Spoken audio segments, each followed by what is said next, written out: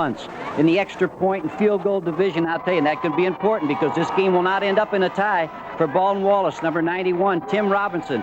For Wittenberg, number 90, Steve Jeffress. Great extra point and field goal kickers. Well, we hope you're looking forward to a great afternoon of college football. We're looking forward to bringing it to you right here on ABC. The NCAA Division III National Championship game, the Amos Alonzo Stagg Bowl here in Phoenix City, Alabama. Be sure to stay tuned now for this exciting championship game between Wittenberg University and Baldwin-Wallace College, immediately following over most of these ABC stations. Sunday on Battlestar Galactica. Now is the time to knock out that base. Will the owner of the AMC Concorde please move it?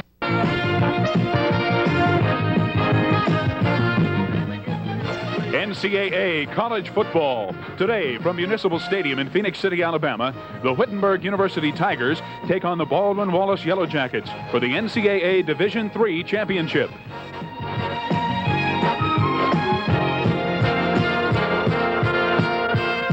This ABC Sports exclusive is brought to you by Goodyear, maker of Tiempo, snow tire, rain tire, sun tire, one tire you can drive with confidence all year. By Dr. Graybo, the pipe that's different because it's pre-smoked. Made from imported briarwood, it needs no breaking in. And by IBM, helping put information to work for people.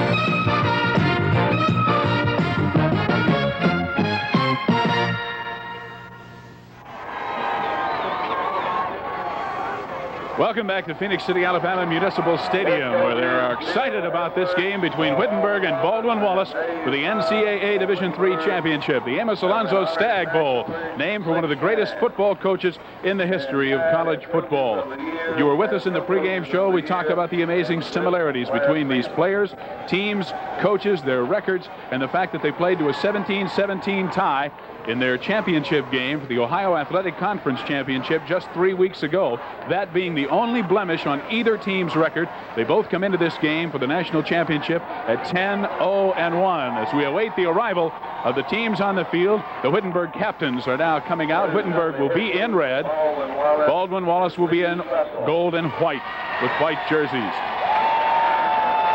Temperatures are a little bit cooler than we had anticipated today. We were looking for a high, perhaps around 65 degrees. They've crossed us up a little bit. The overcast has not burned off as anticipated as you look at the Baldwin-Wallace co-captains coming out. And with this overcast, our high temperature this afternoon is remaining in the 40s. Whether that will be a factor in the game remains to be seen. There is not much of a wind, which probably won't be much of a factor, but we haven't had much precipitation, and hopefully the field will be in good shape.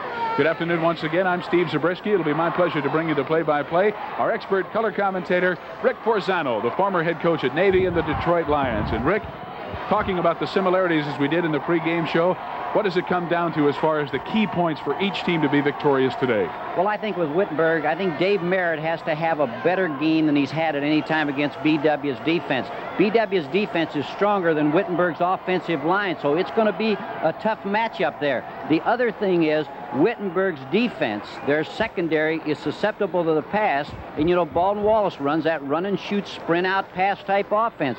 So that will be a key to it. The pass defense of Wittenberg, the ability or inability of Wittenberg's offensive line to defeat and block the defensive line of Baldwin-Wallace. Baldwin-Wallace's quarterback, Joe Cerniak, number 18. If you were with us in the pregame show, we talked about him and other players. He can also run the football, which makes that run-and-shoot offense doubly effective. As you look at Wittenberg coming out on the field now, there you see their season record. And again, they will be dressed in red jerseys with white numerals. I think another point, too, is the fact whether the fine fullback of Baldwin-Wallace, Roger Andrzejczyk, number 34, if he's able to play, because you can't have a guy out of your lineup that has scored 16 touchdowns and is such a powerful runner and a good blocker for the quarterback, Joe Cerniak, when he does sprint out. So Andrzejczyk's injury could play an important part in this ballgame. And here are the Baldwin-Wallace Yellow Jackets, and their season record, as you see, the same. 10-0-1. Again, they played to that 17-17 tie. This game, however, cannot end in a tie. There are tie-breaking possibilities, and we will explain you those as the game goes along. We'll be back for the kickoff of this Division III NCAA championship game here in Phoenix City right after we take this timeout. Stay with us. Steve Zabriskie along with Rick Forzano ready to bring you the opening kickoff of this Division III NCAA championship game. And the officials for today's game are all from the Atlantic Coast Conference, headed by referee Carl Dean.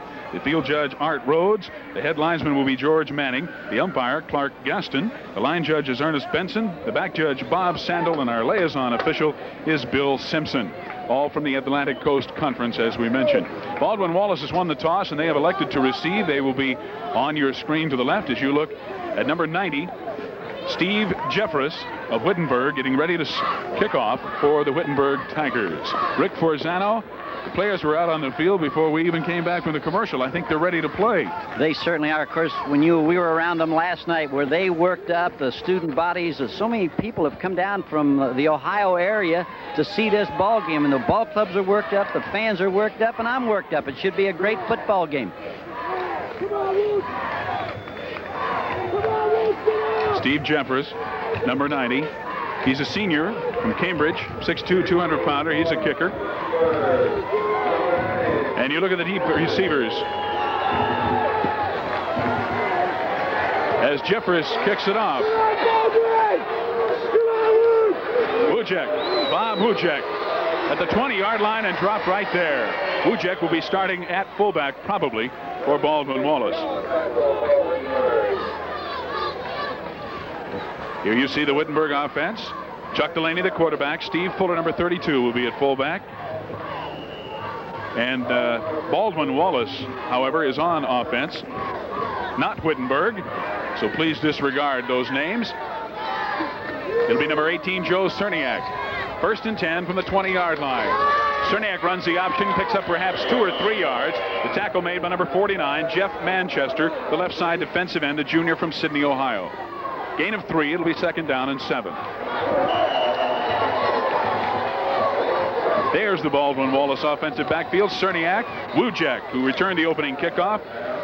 Matt Djansky is in there at wingback. Running back John Sanner, who will be going in motion quite a bit. A wide receiver, number 84, Dave Ward. 2nd down and 7 from the 23-yard line of Baldwin-Wallace. On a bootleg, Cerniak is dropped right at the line of scrimmage. A good defensive play by number 84, Landers Gaines, the defensive end, a senior from Cleveland. We might mention, Steve, that Roger Andrzejczyk is in the ball game. He is playing, so that'll be a plus for Baldwin-Wallace if he can stay healthy. He just came out of the game right now, however. I guess they're giving him a little chance to see how healthy he is. And they did not make that decision until right at kickoff time whether or not Andrzejczyk would play. No gain on the play, perhaps even a loss of a half a yard. It'll be 3rd down and a long 7 as Sanders goes in motion. Gain to the 25-yard line. Wujek is hit by number 68, Joe McDonough, a fine linebacker, the senior from Middletown. Wittenberg looks tough on their first series on defense. They certainly did, and they made a little change. They went from an odd man front to an even front. It changed the blocking for Baldwin-Wallace. Number 25, Doug Siefer is into punt. You look at number 35, Jim Awe, back deep to receive along with number 16, John Saxton for Wittenberg. Siefer gets off a good punt, and a fair catch is called for by Awe at the 32-yard line of Wittenberg, and that is where the Tigers will take over 1st and 10. We're just underway in the first quarter with 13-14 to go, and there is no score. A 42-yard punt. Steve, people just do not return punts on Schieffer and the Wittenberg Tigers, or the Baldwin-Wallace, excuse me. Here's the Wittenberg offensive backfield. Delaney at quarterback, Fuller, Merritt. The wide receivers are Moon and Davis. They have some speed. 1st and 10 from their own 32-yard line. The first series for Wittenberg. Moon in motion. Quarterback, keeper, and Delaney gets a few yards. Paul Petrella, number 59, the fine defensive tackle, and only a sophomore from Mansfield, Ohio, makes the tackle for Baldwin-Wallace. Here again the line. Jim Donlin, LaForce, Short, Benson, Gray, and Frazier. Wittenberg, as we said, does not throw the ball a great deal. Gain of 2 on the play. 2nd down and 8, just inside the 35-yard line. Delaney on the option, keeps and gets out near the 40-yard line. Number 73, Mike Hoon, the inside linebacker on the left side, a junior from East Palestine, made the tackle. Baldwin-Wallace on defense. Buchanan, Johnson, Zito, Davis, Rudlowski, and Reichert. The linebackers on the inside are Hoon and Monda. There are a couple of good ones. In the secondary, we have Stelter, Paschke, and Rush. A 3-deep secondary for Baldwin-Wallace. They are tough on defense, allowing only 9 points per game and 103 yards per game rushing. On 3rd down and 4. The pitch back to Merritt. Merritt close to first down yardage as he crosses the 40, gets out to about the 43, where Mike Kuhn, the linebacker, again makes the tackle for Baldwin-Wallace. The officials take a timeout as we look at it again. You know, it's that same play we keep talking about Chuck Delaney being able to run the option. That time he kicked the ball out to Merritt. Merritt turned it upfield, but Paschke came up and made an excellent play. It's enough for the first down as they have moved it out to the 44-yard line. The first down of the ball game. Wittenberg moving in their own territory. No score. Delaney to pass under pressure, tries to dump it off to Merritt. Whether or not it was a lateral, the whistle was not blown, so it must have been ruled a lateral, and Merritt picks it up and moves it out near midfield. Delaney getting the ball to Merritt just as he was hit by Gary Munda, who tackled Merritt downfield. Boy, Merritt showed some good intelligence right here because it was a lateral. Delaney is hit just as he throws the ball. Now Merritt, there's his alert. He runs with the football. Baldwin-Wallace defense kind of relaxed. It turned out to be a good gain. They now got second down about 4 yards. Alertness by Merritt. He's an elusive one, all right. A gain of 6 on the play. It'll be second down and 4. The ball just at midfield. Merritt out of the tailback position. Near the 45-yard line, bumped out of bounds on the far sideline after he picks up very close to first down yardage. Number 85, Bill Reckert, the outside linebacker from Greenville, Pennsylvania, makes the tackle for Baldwin-Wallace. And they mark it right at the marker. It is a first down once again for Wittenberg. You know, Merritt hasn't had some of his best days against Baldwin-Wallace, but he is such a threat every time he gets his hands on the ball. The Tigers have now moved into Baldwin-Wallace territory, 1st and 10.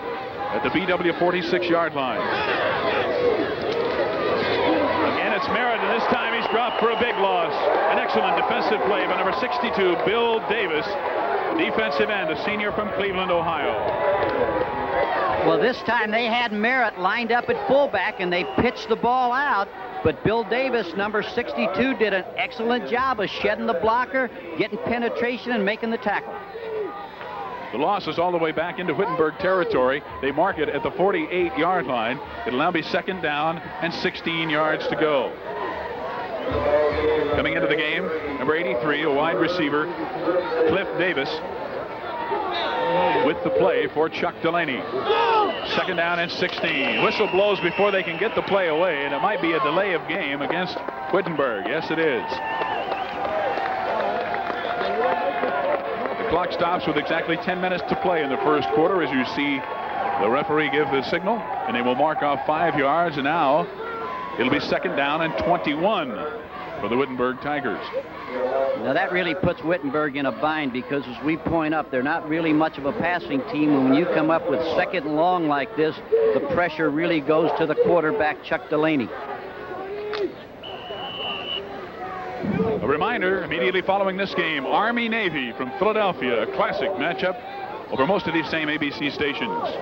Wittenberg out of the I formation on second down and 21 yards to go. A draw play to Merritt. Merritt makes a man miss and gets to midfield, fumbles the football, and I believe Baldwin-Wallace has recovered at their own 49-yard line.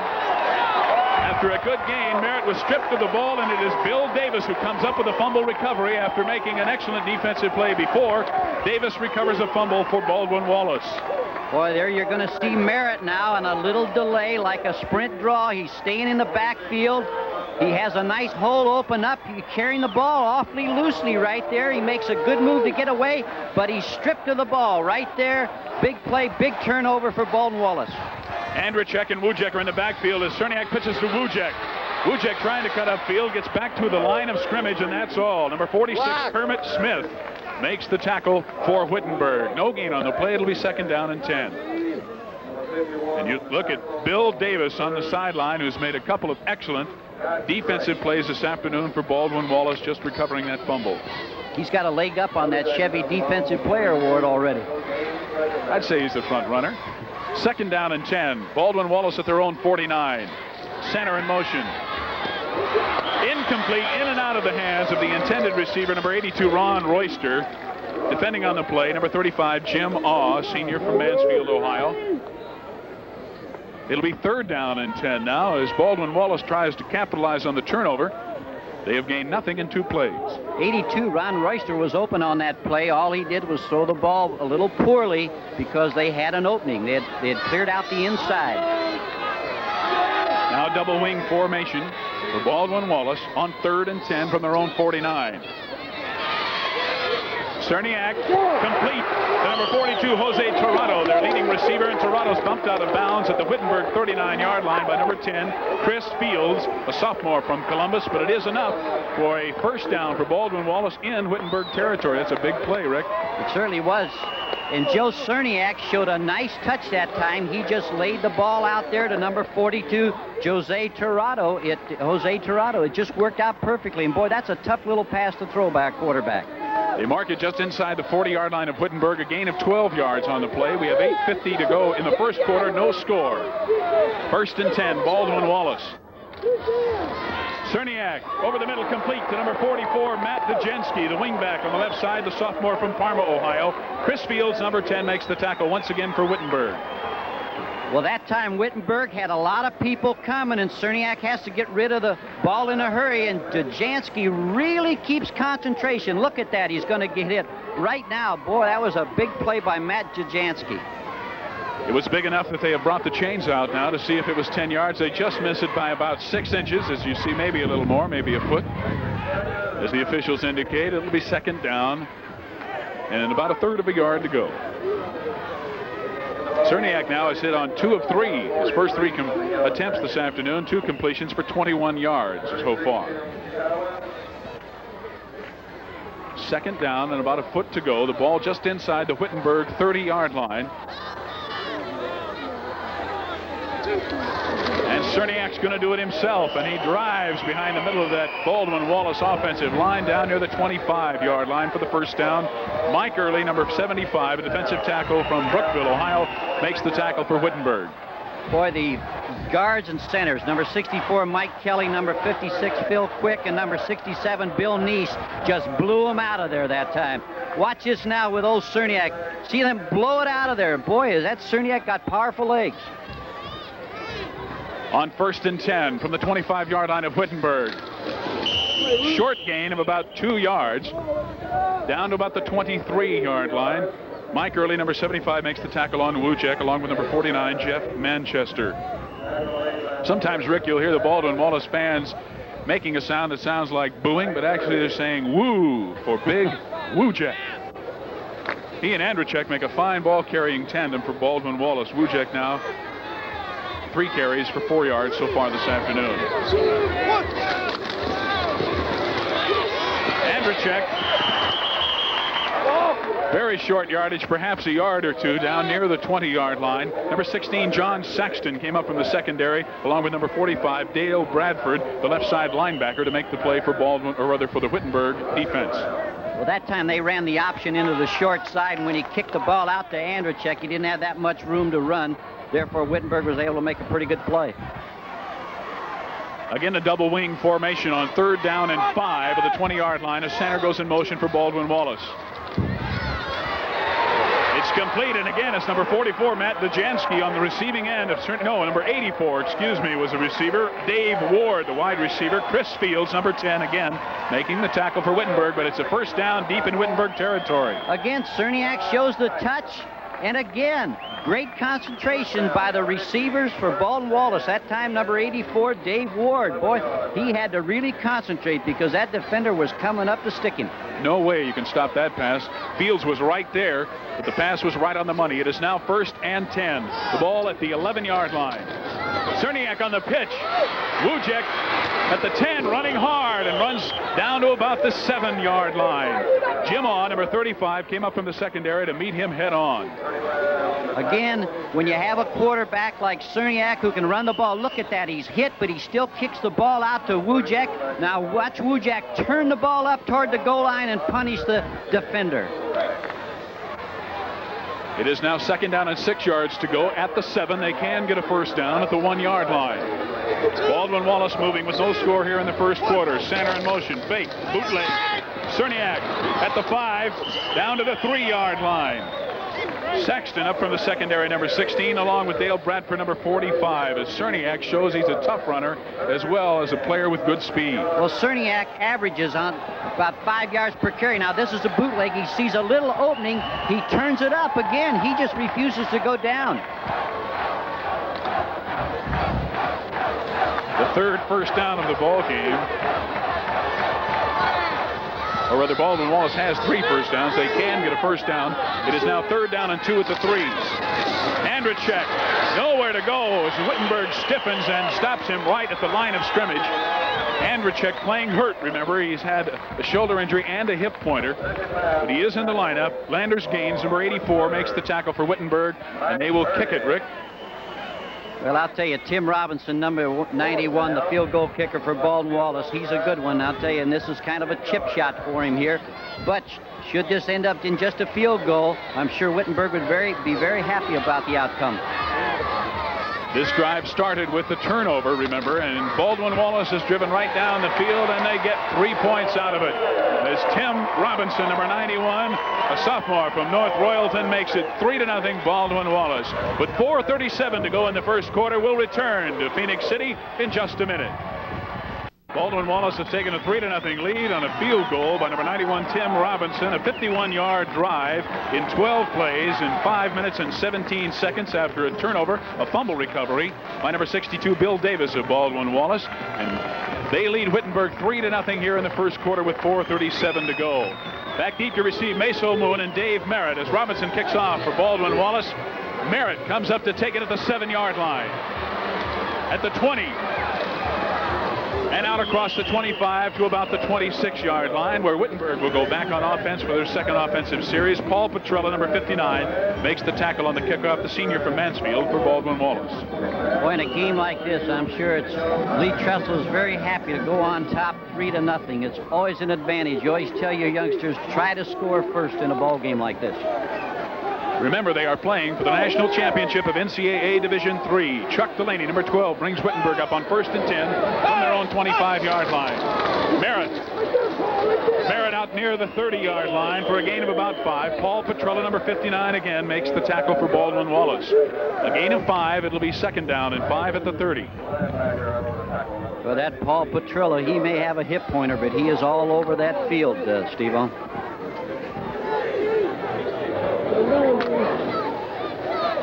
On 2nd down and 5. Merritt is in the backfield now along with Dave Miller.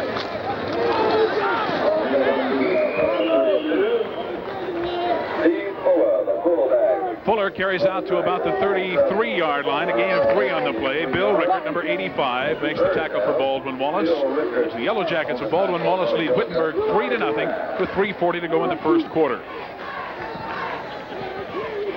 It'll be 3rd down and a long 2 for a first down for Wittenberg.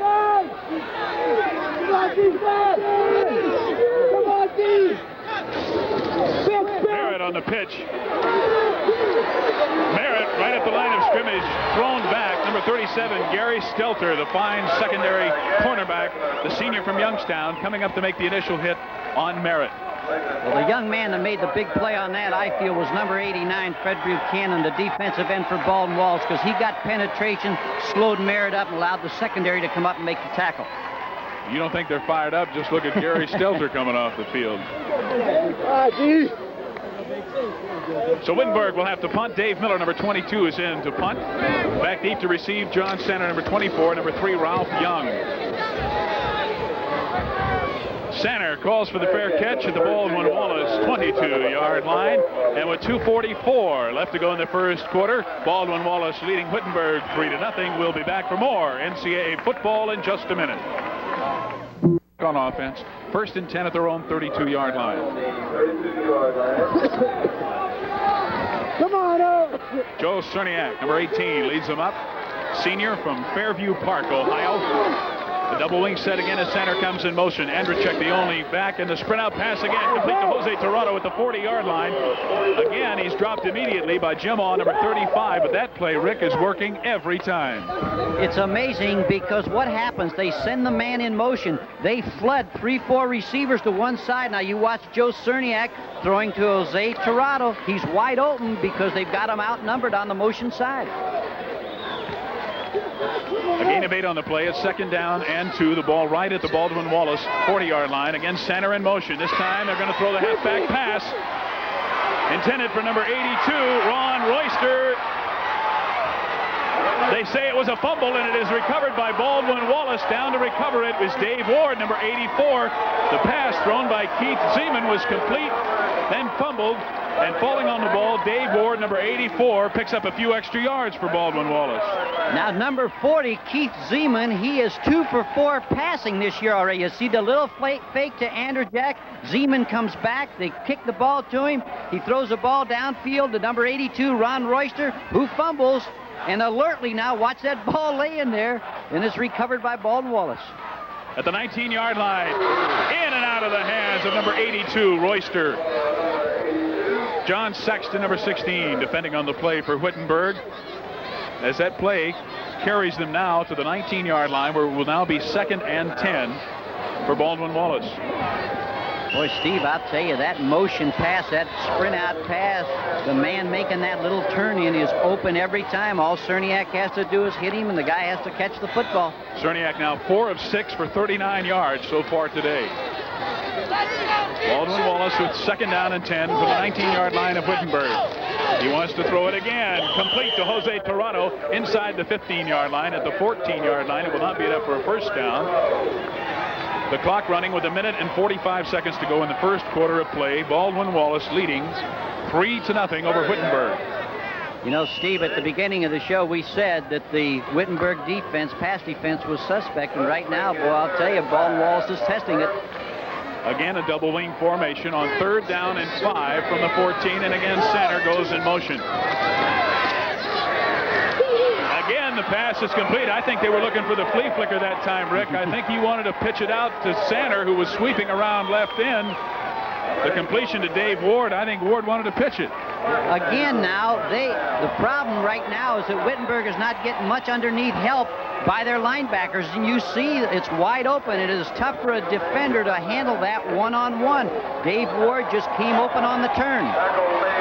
It is now 1st down and goal at the 8-yard line for Baldwin-Wallace. They are threatening here near the end of the first quarter, leading 3-0, and Cerniak wants to put it up again. Almost intercepted by John Sexton, number 16 of Wittenberg, as he was looking for Tirado again at the goal line. John Saxton, as we pointed out, he has a real nose for that football. That time he read the quarterback's eyes, came in, made a good pass defense move.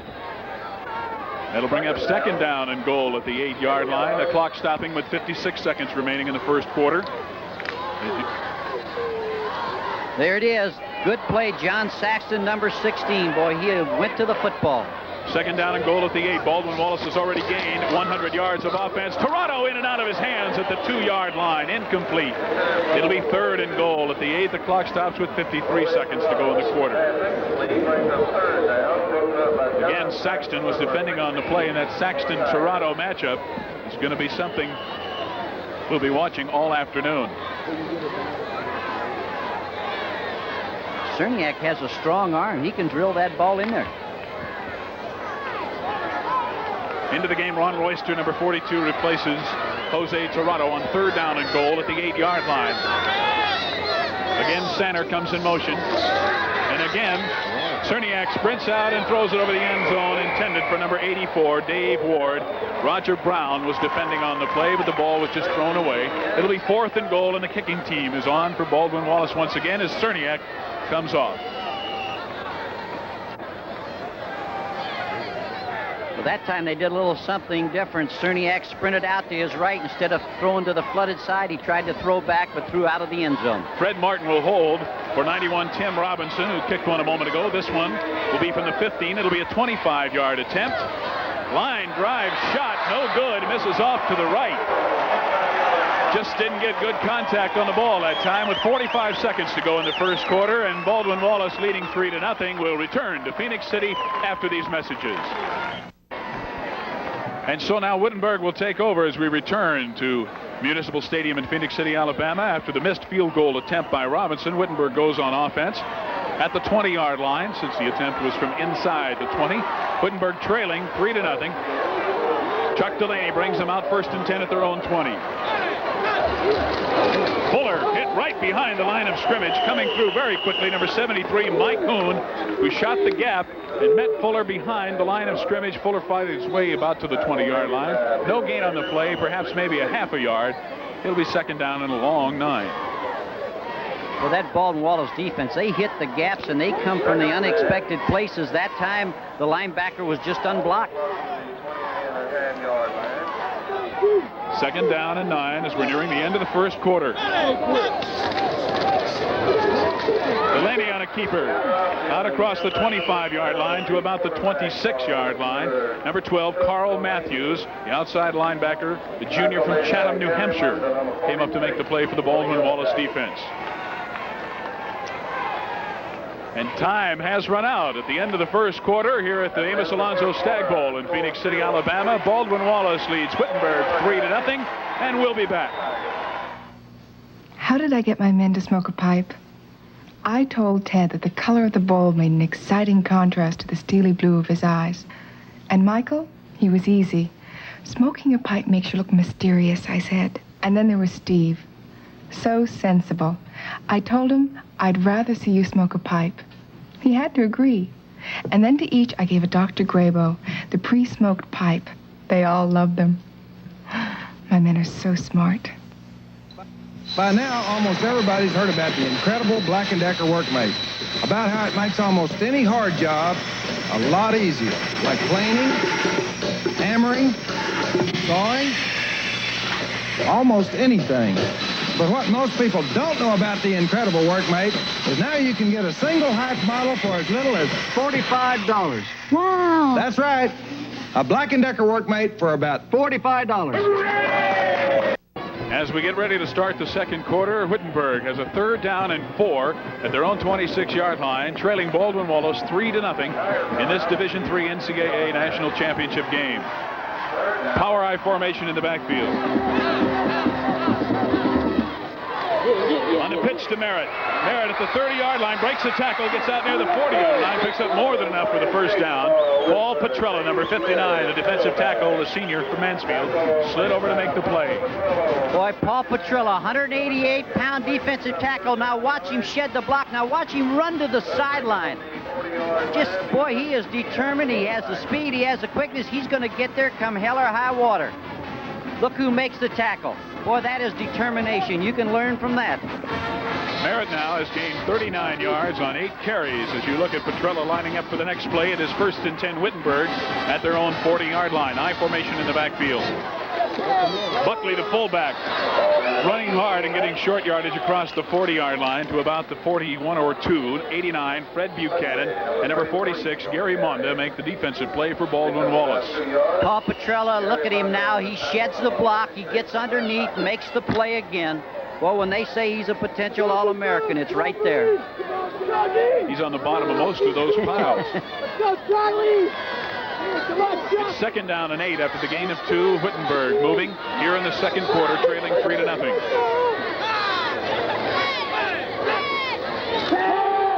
Delaney to throw. It's complete to number 83, Cliff Davis. Davis fumbles the ball at the 40, and Baldwin-Wallace has recovered. Number 14, Doug Rush, a senior cornerback from North Canton, Ohio, recovers the fumble, and after a good game by Wittenberg, Baldwin-Wallace gets another turnover. Well, that's a shame because a nice grab was made there by Cliff Davis. Again, good concentration on the football. He fumbled the ball. Doug Rush comes up and makes a big play. That was the first pass that Wittenberg has thrown this afternoon. It was completed. But however, the fumble gives the ball 1st and 10 to Baldwin-Wallace at their own 40-yard line.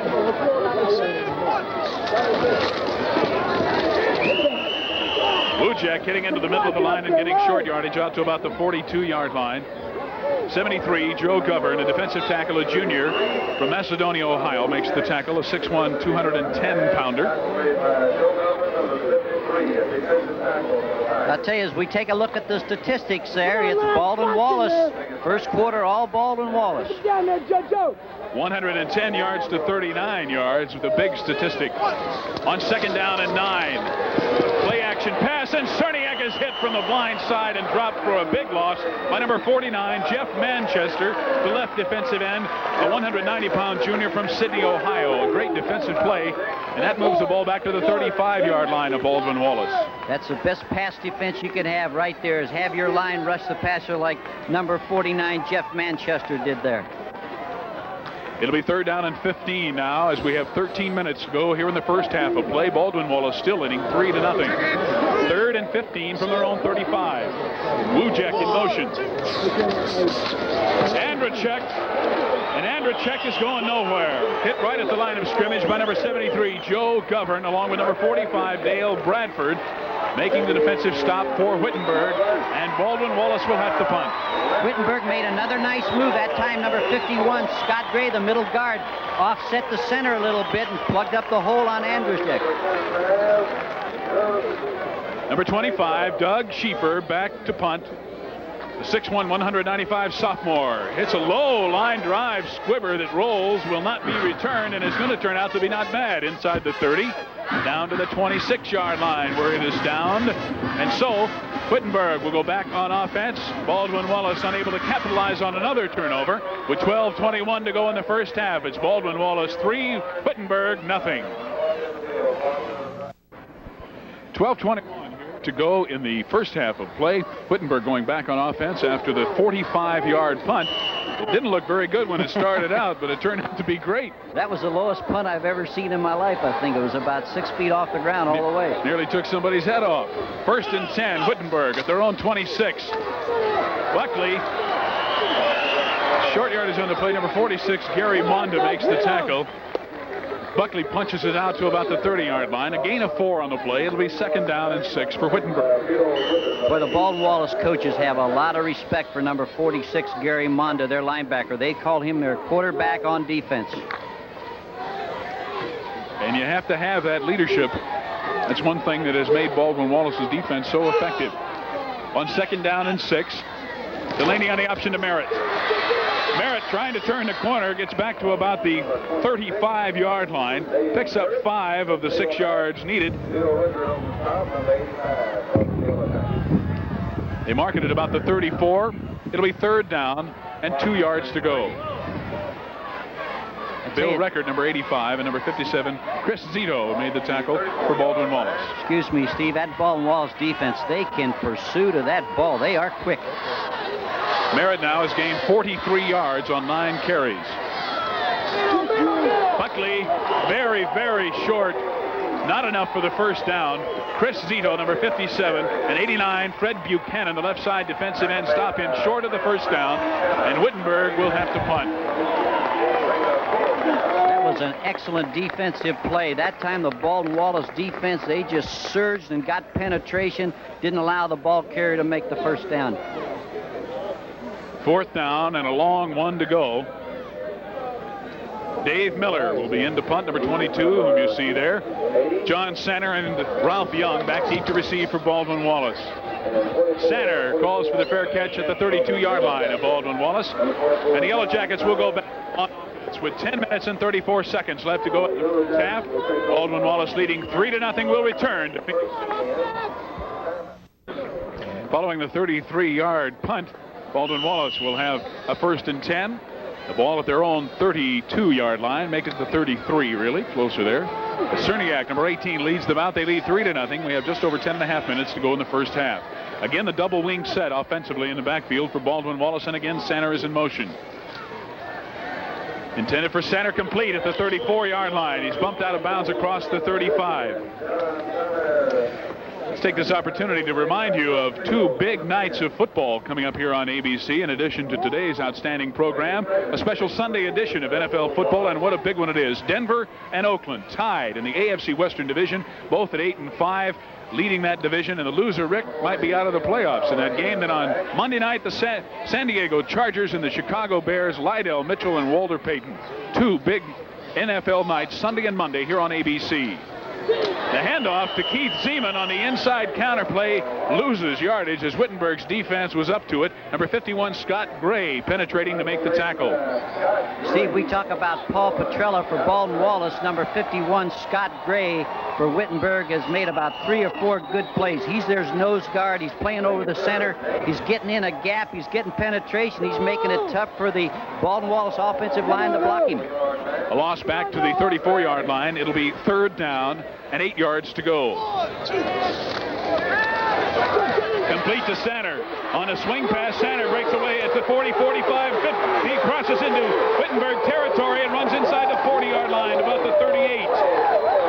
A play that looked initially like it wouldn't go for much turned out to be a huge gain into Wittenberg territory, as again, Cerniak has hit that swing man every time. Well, I'll tell you, Sander is one of his favorite receivers, and he shows excellent running ability. All it was is a little flare pass down the field, and they took advantage of the fact that they can block while the ball is thrown behind the line of scrimmage. 9 minutes to go in the first half. Baldwin-Wallace driving and leading 3-0. And again, Cerniak wants to throw, and again it's complete. This time to Matt Dajansky, number 45, Dale Bradford, and number 10, Chris Fields over there to stop him. But again, it's a good gain, and Baldwin-Wallace, Rick, will use that play all afternoon until Wittenberg proves they can stop it. Well, you can see why they call it the run-and-shoot offense. I'll tell you, they come sprinting out with the ball. But one thing you have to remember about Wittenberg, they may move the ball down from the 20s to the 20 or 10 to 10, but I'll tell you one thing, they have a tough inside the 10.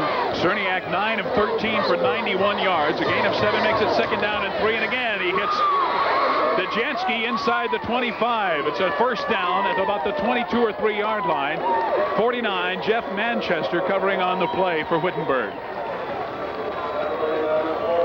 Again, I'll tell you something. This Matt Dajansky has made 2 or 3 concentrated catches. I'll tell you, that's difficult in there. That's in traffic, and that Cerniak can put the ball on the money. It is 1st and 10 at the 22-yard line of Wittenberg.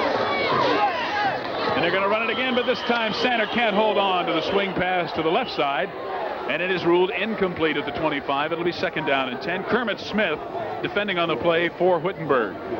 Well, I'll tell you, that passing attack that Baldwin-Wallace has, they really stretch you wide to the sideline with that motion, and then they hit the motion guy if you don't cover him. If you cover the motion guy, they hit that little turn-in inside.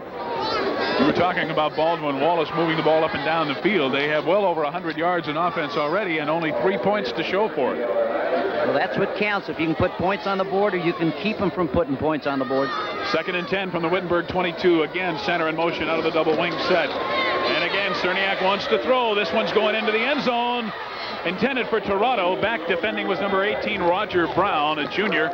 6 feet, 175-pound defensive back. He had Toronto well covered, but the ball was not really on the money.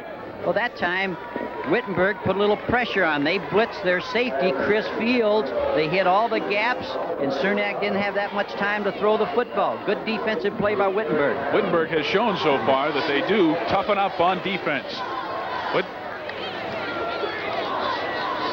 Wittenberg trailing, however, 3-0 with 7:45 to go. Again, the double wing set. This is 3rd and 10 from the 22. Cerniak looking at the goal line, complete. The number 84, Dave Ward, inside the 5 at the 3-yard line. Dale Bradford on the stop for Wittenberg, but it is 1st and goal at the 3. Well, Cerniak shows a lot of poise in here. He's looking to the outside. Now you just watch. Number 84, Dave Ward, he throws it back to the backside. Cerniak showed a lot of patience, a lot of poise, waiting for number 84, Dave Ward, to come open. Baldwin-Wallace with another threat. And now they want to take a timeout. Baldwin-Wallace calls the timeout. Cerniak is hit on 11 of 17 for 118 yards and comes over to talk to Lee Tressel. So we'll take a timeout too with 7:22 to go in the first half, and Baldwin-Wallace leading 3-0. Steve Zabriskie along with Rick Forzano. As you look at Dave Maurer, the Wittenberg coach, whose Tigers are backed up at the 3-yard line now. Baldwin-Wallace has gained 175 yards in offense this half. They lead 3-0. They're threatening to score with a 1st and goal at the 3. Full house backfield. Center wants to throw the option pass. Throws back to quarterback Cerniak. Touchdown. A little razzle-dazzle from Baldwin-Wallace as they ran a full T backfield. Sander threw back to the quarterback for the touchdown, the first touchdown of the game, and it is 9-0 Baldwin-Wallace with 7:17 to go in the first half. Well, I tell you, that was an exceptional call by the offensive people at Baldwin-Wallace, because I tell you, you wouldn't expect them to throw back on the quarterback, being there, having first down on the 3-yard line. Just an excellent play call. We talked to the coaches whether they were going to add a new wrinkle. They both said, no, we're going to go with what brought us here. That's the first time they've ever run that play. Tim Robinson with the extra point is good. It is 10-0 now with 7:17 to go in the first half, as Robinson will come back now to kick off. Let's take another look at the touchdown play, Rick. Just watch. Cerniak hands the ball, pitches the ball to Sander, and he gets himself lost on the right side of your screen. It's tough to have coverage on the quarterback. Cerniak touchdown. But I'll tell you, John Sander threw 5 passes this year. He was 2 for 5. Now, baby, he's 3 for 6 and a big touchdown. I guess those coaches didn't trust us, Rick, when we asked them if they were going to put in some new wrinkles, because Baldwin-Wallace had never run that throwback to the quarterback before. Well, you must have had that guilty look, not me. Briefly to recap the scoring for you in the first quarter, Baldwin-Wallace took a 3-0 lead on a 24-yard field goal by Robinson, and here in the second quarter, a 3-yard pass, Sander to Cerniak. Robinson's kick makes it 10-0 Baldwin-Wallace, and they have, in all fairness, dominated offensively so far, although Wittenberg has given up most of the ground very grudgingly. Wittenberg has hurt themselves with a couple of turnovers, giving the ball back to Baldwin-Wallace. The deep man back to receive by number 27, Meso Moon, and number 26, Merritt. Merritt out to the 26-yard line, and he's smothered right there. 58, Glenn Lair, a junior from Marlington, makes the tackle. Wittenberg goes on offense, and they need to get something generated. They have moved the ball well, but they have hurt themselves with a couple of key turnovers. That scoring drive, 9 plays, 40 yards, and 3 minutes and 17 seconds of elapsed time for Baldwin-Wallace to take a 10-0 lead. Wittenberg 1st and 10 at their own 27.5-yard line.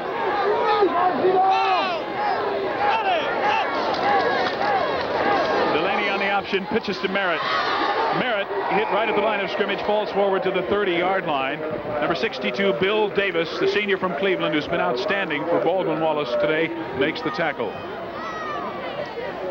We want to remind you of ABC's Wide World of Sports next Saturday afternoon at 5 Eastern and 4 Central Time here on ABC. Sugar Ray Leonard and Armando Munoz live from Springfield, Massachusetts in a welterweight fight, and a great one it should be.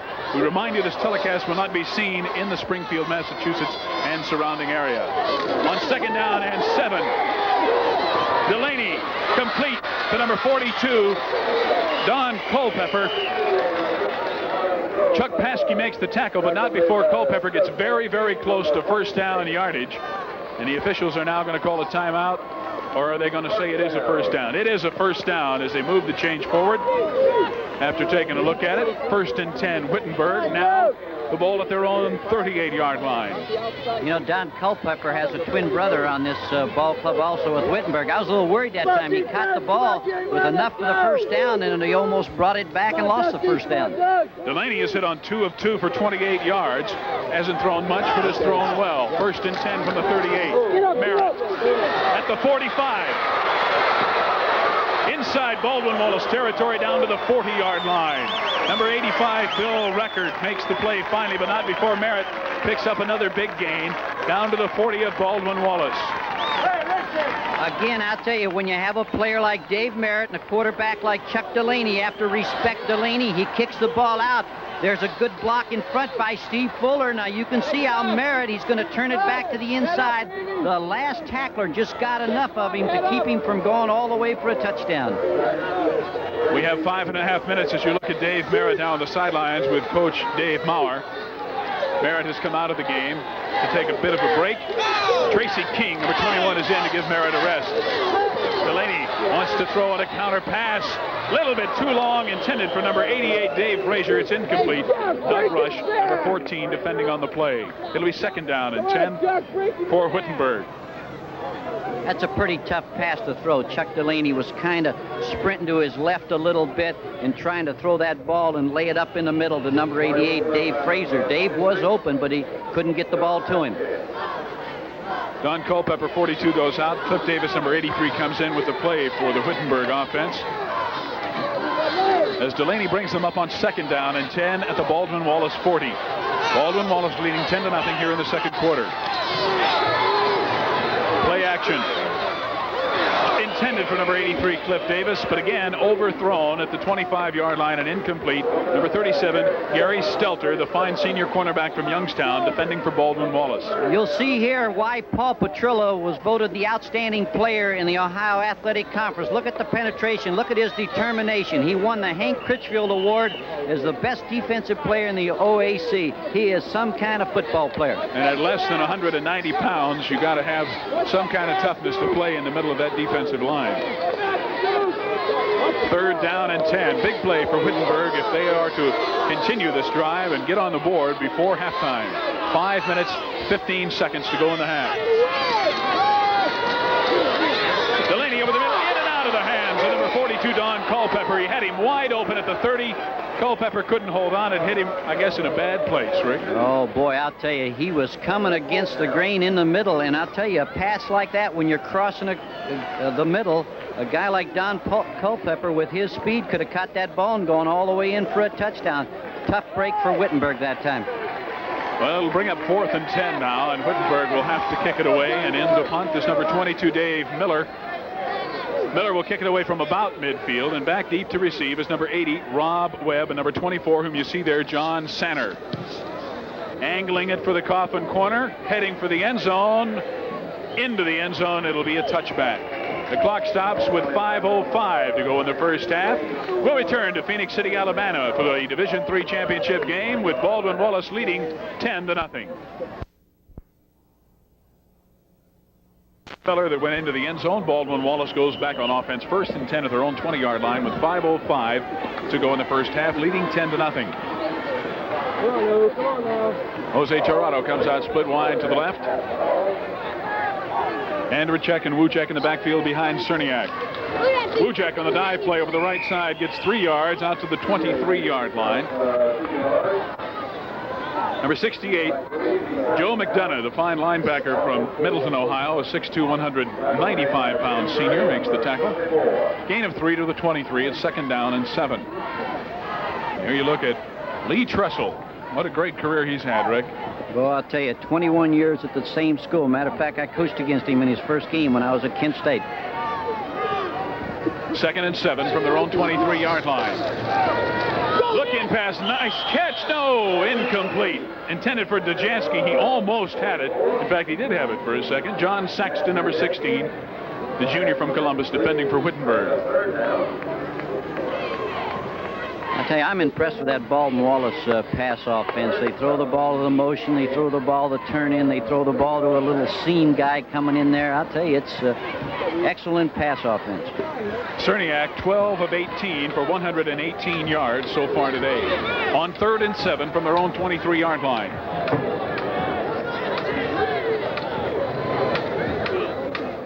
And Cerniak doesn't like what he sees and calls timeout. They did have an unusual set with Andrechek, the only back in the backfield, and now Cerniak wants to come over and talk to Lee Tressel about the situation, which gives us an opportunity with 4:28 to go in the first half to remind you of what's coming up next here on ABC this afternoon. One of college football's oldest and greatest rivalries, the Army-Navy game from Philadelphia, live at 4 o'clock Eastern time this afternoon. And Rick Forzano is a former Navy coach. I know that game has special significance for you. Well, Steve, I was fortunate enough to coach 5 years as an assistant coach in that game and 4 years as a head coach, and really it's just super. I'll tell you, I get a chill right now just thinking about that ball game, and I know those people from Army and Navy right now, they are worked up and waiting for that 4 o'clock kickoff.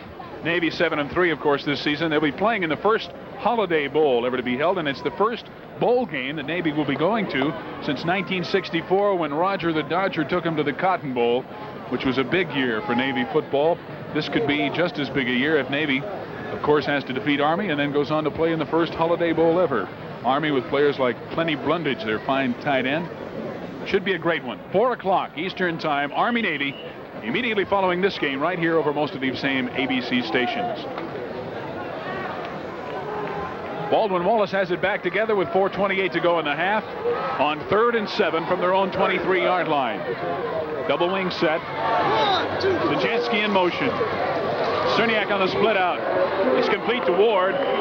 Ward tackled immediately by Roger Brown, number 18, but he is very close and does have enough yardage for the first down as he moves it across the 30 to the 32-yard line. I'll tell you again, they make it very difficult when you don't have that underneath help by the linebackers. There's going to be someone open when you've flooded that zone. Baldwin-Wallace now with 186 yards in total offense so far this afternoon. They lead 10-0. And Cerniak has used many different receivers very effectively. Wujek is in motion on 1st and 10. Just a little bit too tall. Intended again for Dave Ward, number 84, who coming into the game had caught 15 passes for 204 yards. The clock stops with 3:57 to go in the first half, and it'll be 2nd down and 10 for Baldwin-Wallace at their own 32. Dave Ward was open that time. All he had to do was hit him. They went against the motion. They went motion one way and passed back the other way. Isolated the defender on number 84, Dave Ward. Cerniak now 13 of 21 for 127 yards. On 2nd and 10. Cerniak going the other way. Complete. Do they rule a fumble or an incompletion? They rule it now an incompletion. They waited for a moment as Chris Fields made the hit on Jose Torrado. It was in his hands momentarily, however. Well, I'll tell you, that official, I think, had a little bit of indecision in his mind. Now Cerniak's going to come out of there. Torrado is wide open. He gets hit real good right there by number 46, Kermit Smith. Shakes the ball loose, but they say it's an incompleted pass. Davey Marr will not be happy on that call. Chris Fields tried to pick up a couple of extra yards. You can't advance a fumble, but he was going to lean towards the goal line and get a couple of more. Nonetheless, it's 3rd down and 10 as the pass was ruled incomplete at the 32-yard line of Baldwin-Wallace. And again, Wujek is in motion. 3rd and 10. Pressure. Cerniak throwing back, and he was throwing into coverage as Chris Fields was over there, along with number 45, Dale Bradford, covering the intended receiver, number 84, Dave Ward. So it'll be 4th and 10, and BW will have to kick it away.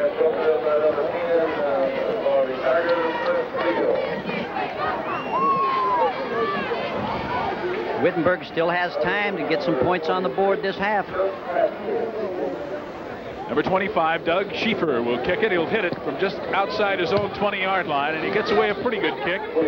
Fair catch called for by number 35, Jim Awe, senior from Mansfield. He gets it at his own 37-yard line, and Wittenberg will go back on offense with 3:38 left to go in the first half, and they trail still 10-0. Again, with all the statistics being in the favor of Baldwin-Wallace, it should be more than 10-0. So, this ball game could still change. A 31-yard punt gives Wittenberg a 1st and 10 at their own 37-yard line. Merritt gets a block at midfield and into Baldwin-Wallace territory at the 49-yard line before number 37, Gary Stelter, the senior from Youngstown, and number 85, Bill Rickard, the senior from Greenville, Pennsylvania, make the tackle. Another good gain for Merritt, and that play, Rick, has probably worked better than any play Wittenberg has run this afternoon. Well, and Chuck Delaney runs it very well, and it's tough to kick the ball out with your left hand, but that time he waited till the last moment to pitch it out to Merritt. It's 1st and 10, Wittenberg at the Baldwin-Wallace 49-yard line. Merritt at the 45 and inside the 45 near the 43-yard line.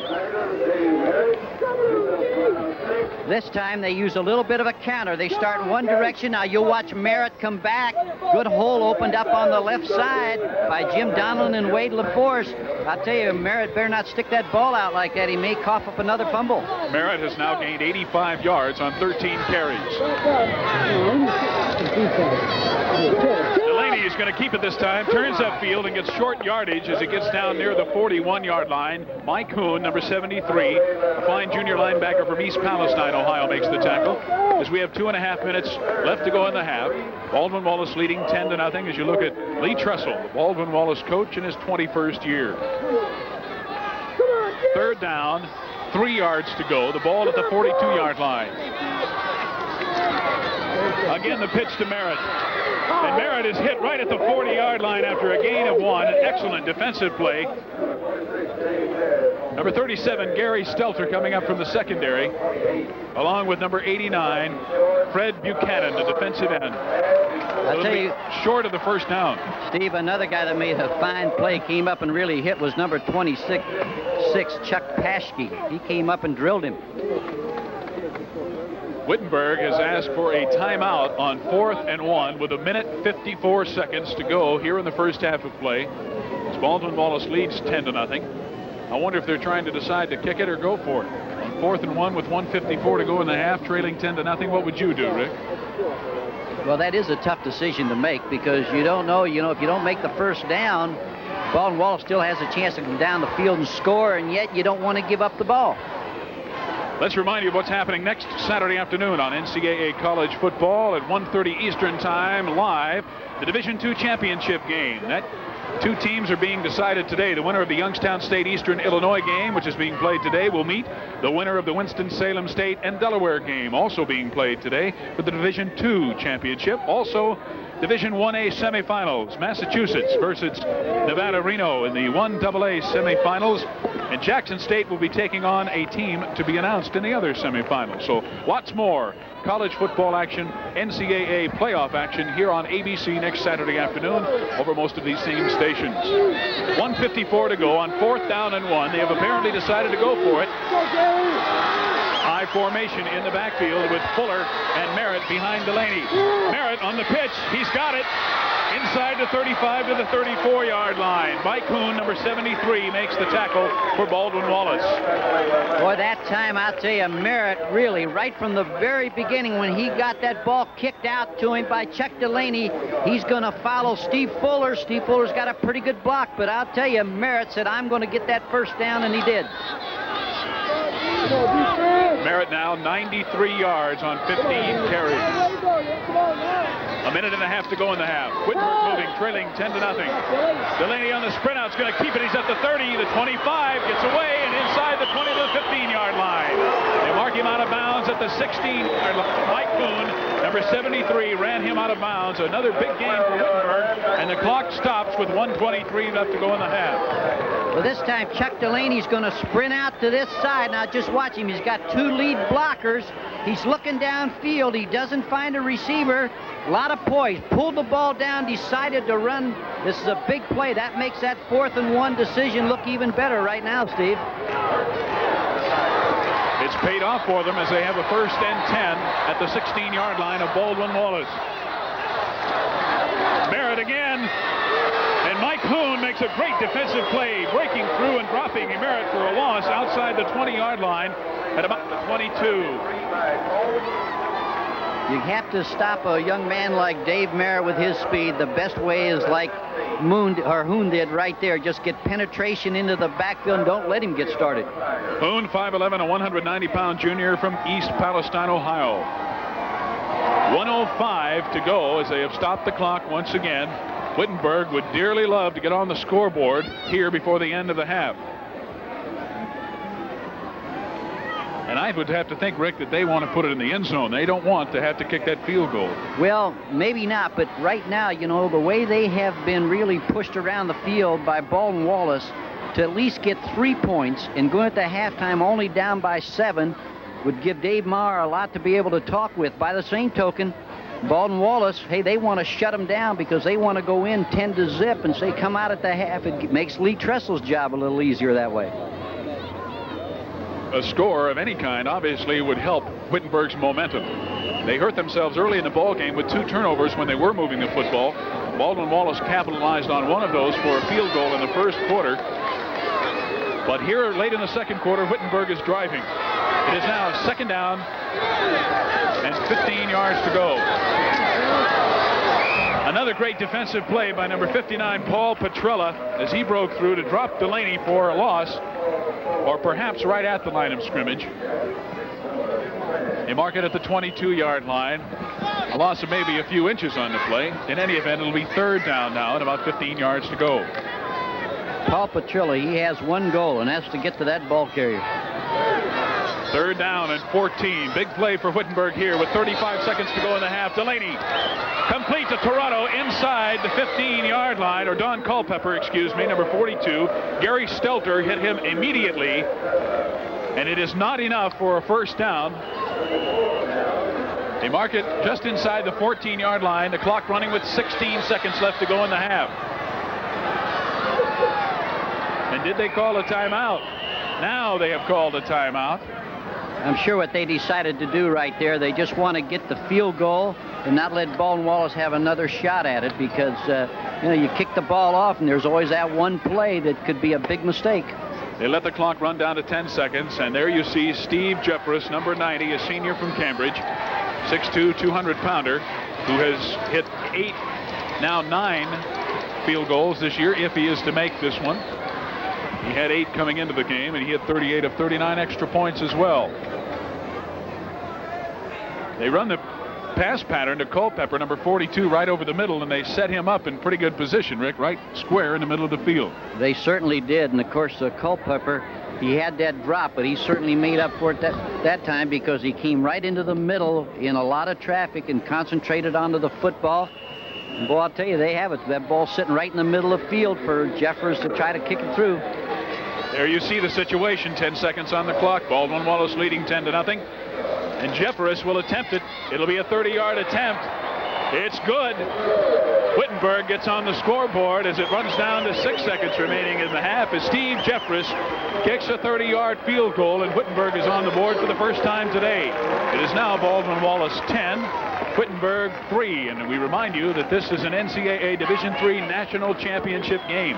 It's unusual because these two teams played each other for their conference championship and tied, and they are somewhat arch rivals in the state of Ohio. I'll tell you right now, and Dave Maher and Lee Tressel know each other like the back of their hands. They've played so much against each other. I think they're something like 7-4-1 in the last 12 outings. But I believe Dave Maher holding the advantage there. Well, barring a penalty or a kick over the end line or a kick out of bounds, this will probably be the last play of the first half. As Jeffress ties his shoe up there a little bit, shoelace around his ankle to brace his foot for the kickoff. We'll have a full halftime activities for you. We have some 1,400 high school bandsmen here representing 16 schools. The squibber picked up by Nardechi out to the 25-yard line. And the clock does run out. That's the end of the first half, with Baldwin-Wallace leading Wittenberg 10-0. NCAA college football. Wittenberg and Baldwin-Wallace will continue after station identification. Here at halftime at the Amos Alonzo Stagg Bowl in Phoenix City, Alabama's Municipal Stadium, Steve Zabriskie along with Rick Forzano. You see the situation there. Baldwin-Wallace leading 10-0. Baldwin-Wallace scored in the first quarter on a 20-yard field goal by Tim Robinson to give them a 3-0 lead.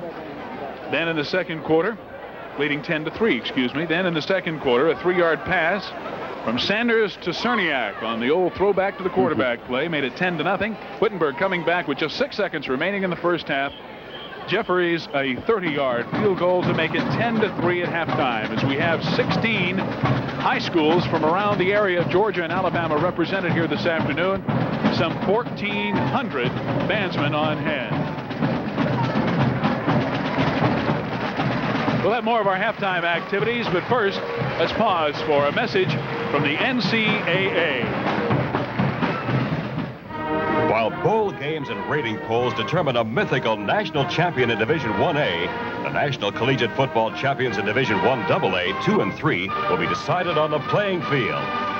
Division II hopefuls Winston-Salem, Delaware, Youngstown State, and Eastern Illinois are competing to determine who'll advance to the Division II finals on December 9th at Longview, Texas.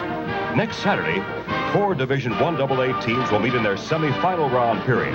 The first 1AA champion will be crowned in the Pioneer Bowl on December 16th at Wichita Falls, Texas. College football, great in all divisions.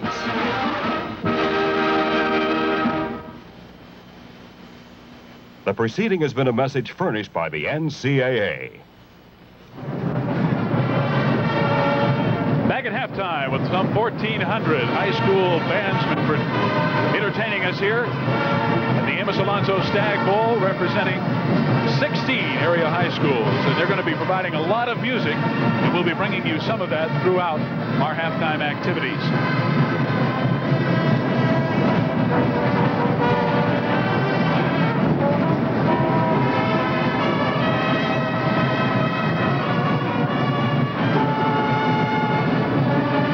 Take a minute to get your thoughts on some of the things that happened here in the first half.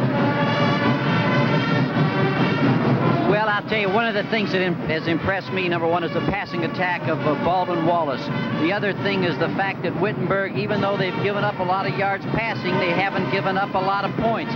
It's still a good football game. Wittenberg has turnovers. Baldwin-Wallace has not. It's a ball game that still can be won by either football team. A very closely fought game, just as we anticipated. It is 10-3. Baldwin-Wallace leading Wittenberg at halftime, playing for the National Division III NCAA College Football Championship.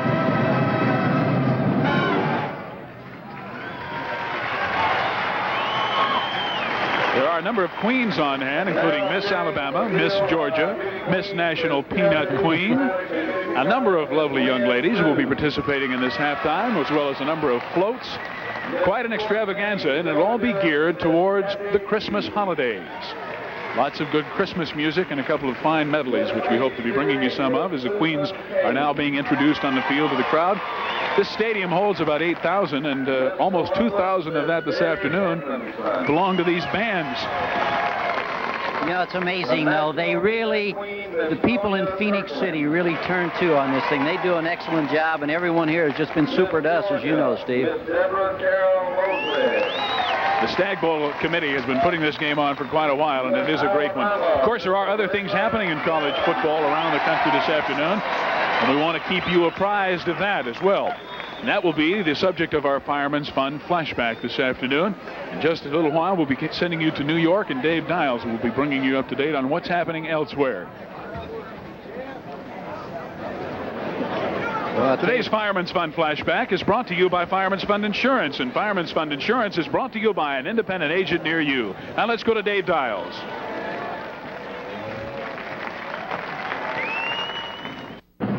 We're back at Phoenix City, Alabama, where Baldwin-Wallace leads Wittenberg 10-3 at halftime as the bands are changing formation now on the field, some 1,400 of them, with a Christmas extravaganza for the fans on hand and some of it for you at home as well. They have a number of cartoon characters on the field, along with Santa Claus himself, who is in attendance. There's old St. Nick. And the bands are now amassing into a different formation, and they're going to play some Christmas carols. While we're waiting, let's take a look at the Wittenberg University campus. Founded in 1845, Wittenberg is a liberal arts university affiliated with the Lutheran Church in America. An academic program with breadth, depth, freedom, and flexibility to fit the students' personal needs places strong emphasis on individual contact between students and faculty.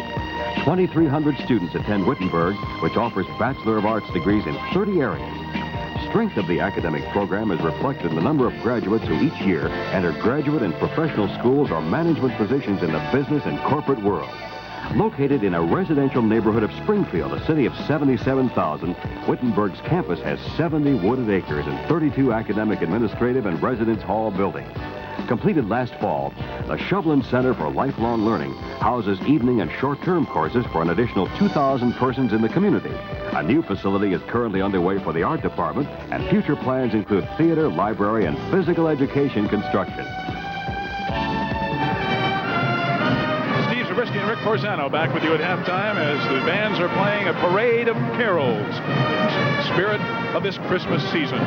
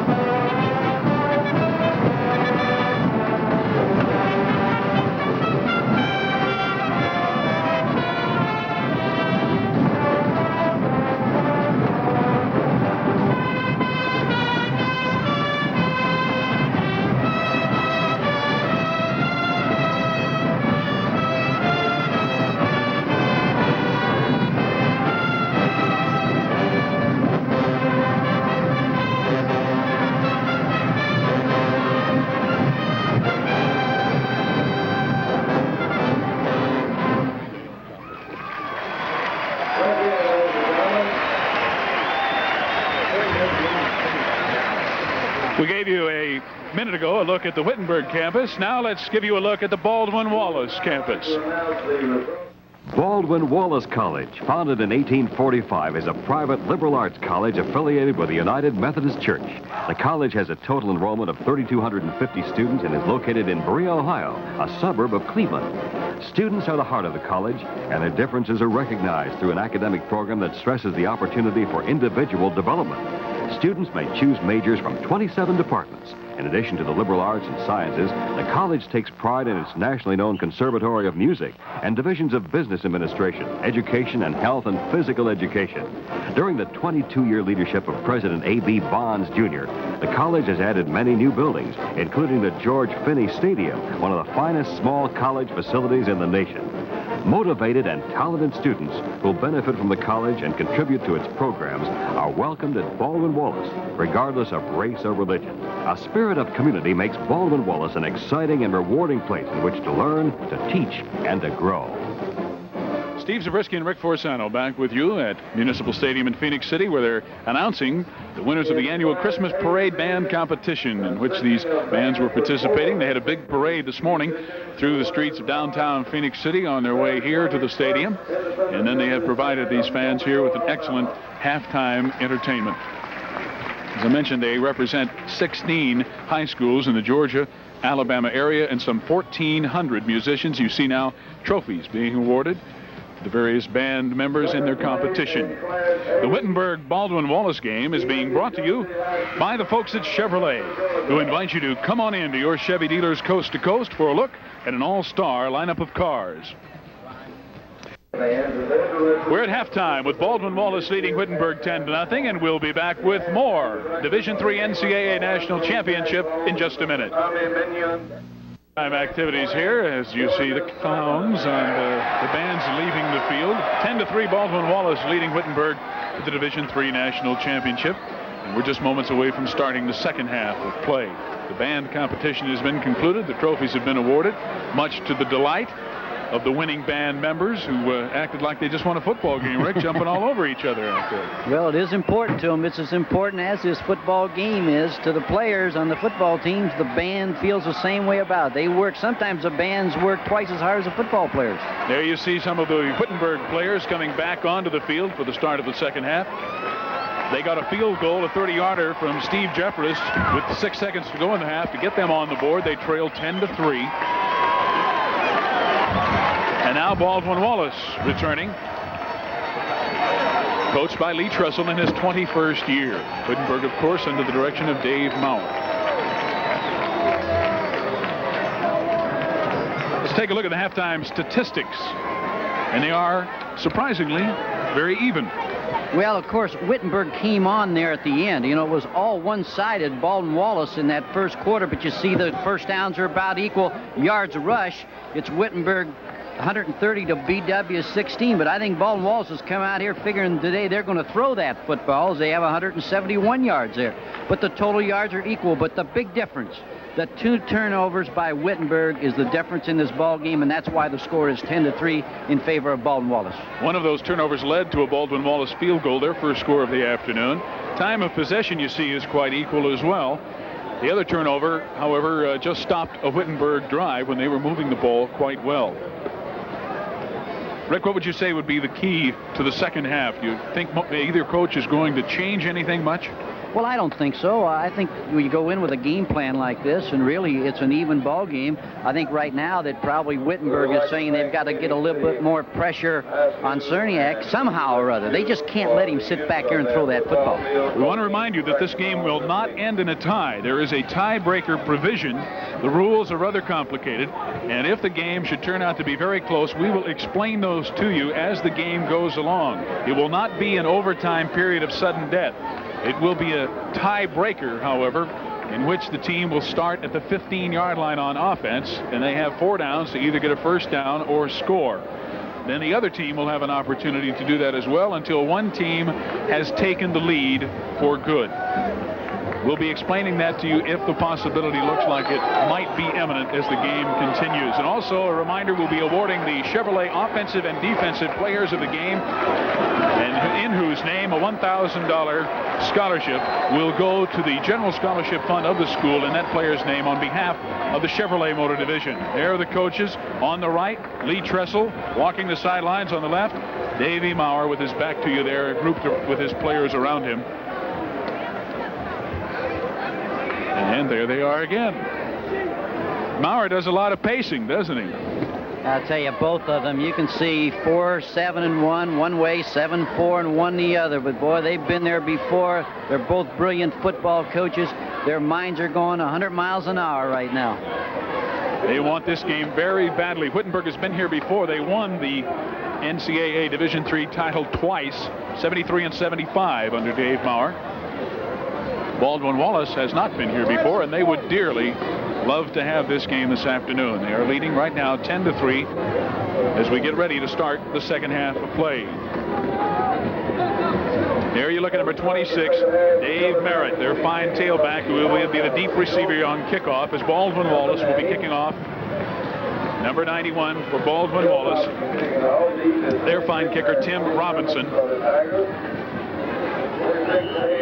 is set to kick off, and the second half is almost underway here from Phoenix City's Municipal Stadium.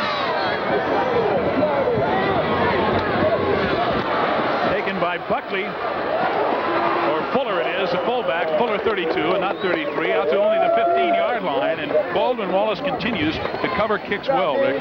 Yes, but one thing I'll tell you, you always tell them, go up the field. There's the starting offense for Wittenberg, quarterback Delaney, number 12, Fuller, Merritt, Moon, Davis. They will start, however, deep in their own territory, just outside the 15-yard line. Along the line, Donlin, LaForce, Short, Benson, Gray, and Frazier, the tight end. 1st and 10 from their own 15. Delaney to pass, deep in his own end, throwing long and just overthrows the intended receiver, number 83, Cliff Davis. 39, Gary Stelter, back defending on the play for Baldwin-Wallace. Well, that time Cliff Davis had him whipped. What they did, they pumped short and went long. Here's the defensive line for Baldwin-Wallace. Buchanan, Johnson, Zito, Davis, Radlowski, and Reichert.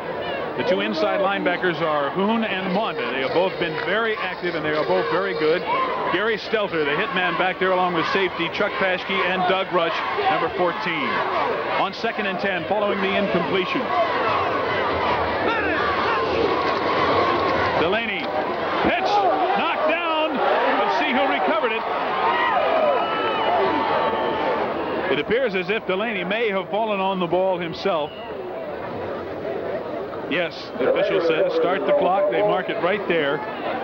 Boy, I want to give Chuck Delaney credit, though. Even though maybe he shouldn't have kicked the ball out, watch him go get this football. Boy, I'll tell you one thing. That's a football player. That's a competitor, that Chuck Delaney. He wanted it. Great defensive play by Bob Radlowski, who came in there to knock the ball loose and also to stop Delaney behind the line of scrimmage. We're just underway in the third quarter. 10-3, Baldwin-Wallace over Wittenberg. It is 3rd and 14, following the loss of 4 back at the 11-yard line. Fuller straight ahead, out near the 20-yard line, but not nearly enough for the first down, as they just wanted to punch it out a bit before punting. It is at the 19-yard line, and it'll bring out the punting situation. Chris Zito, number 57, made the tackle on Fuller. It'll be 4th and 7. Baldwin-Wallace really likes to pressure the punter, and again, they've got 9 people up there attacking the punter.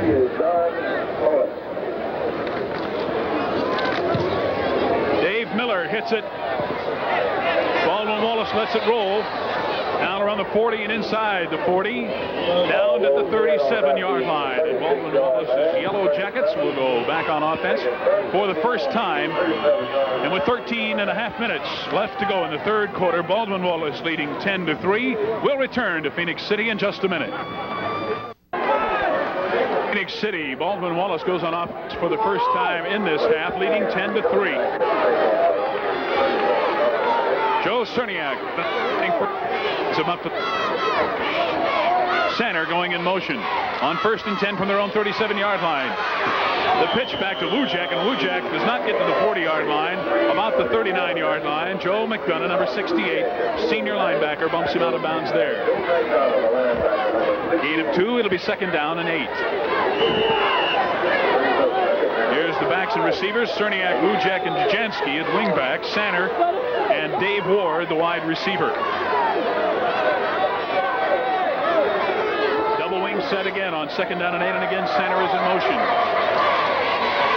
The swing pass to Sanner. Once again, it worked so well in the first half.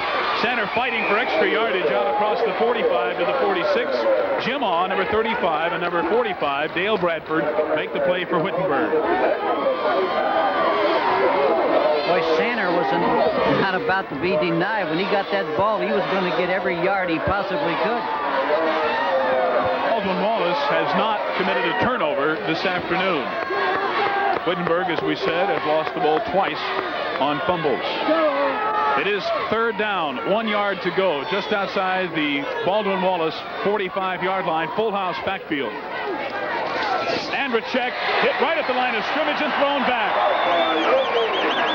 The middle of the Wittenberg defensive line. Good surge there. At number 51, Scott Gray again got that penetration.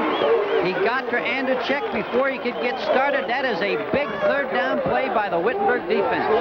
Number 25, Doug Schiefer, is in to punt for Baldwin-Wallace on 4th down and 2 yards to go. Jim On, number 35, is back deep receiving.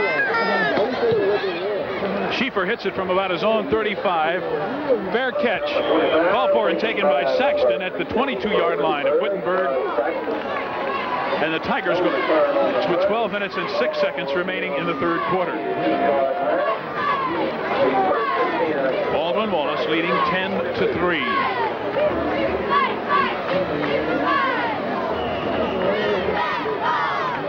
Dave Maurer, the Wittenberg coach, in his 10th year. And what a 10 years it's been.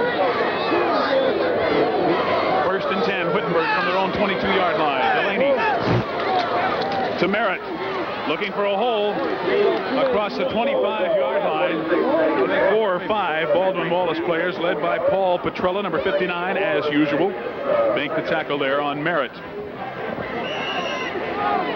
Merritt now has gained 93 yards on 17 carries. An almost certain 100-yard day for Wittenberg's fine tailback as you look at Petrella, the NCAA wrestling champion, as well as an excellent defensive tackle. Gain of 4, 2nd down and 6.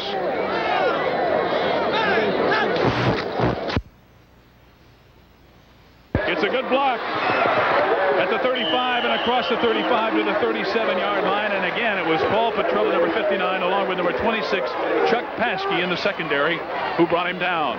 Again, Paul Petrella, number 59. Watch him shed the blocker. Again, he has the capability to run from sideline to sideline. What determination. He's not going to go down. He's going to get there, and he does. And he's in on the tackle, all the way from his tackle position to the sideline. Merritt is now carried for 103 yards as Petrella gets a rest. Moon in motion. Delaney running the option right. Keeping as his pitchback got knocked down. Delaney had to keep it and ran along the line of scrimmage. Finally stopped by number 46, Gary Monda. for no gain, perhaps even a loss on the play. It looks like Paul Petrello might be hurt on that play that we just had on the replay. Number 59 there at the sideline.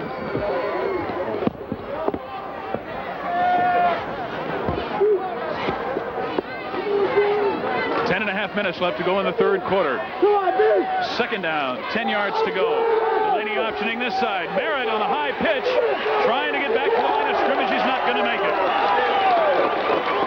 Bill Davis, number 62, and number 37, Gary Stelter, two of the defensive stalwarts for Baldwin-Wallace, collaborate to bring Merritt down for a loss back to the 33-yard line.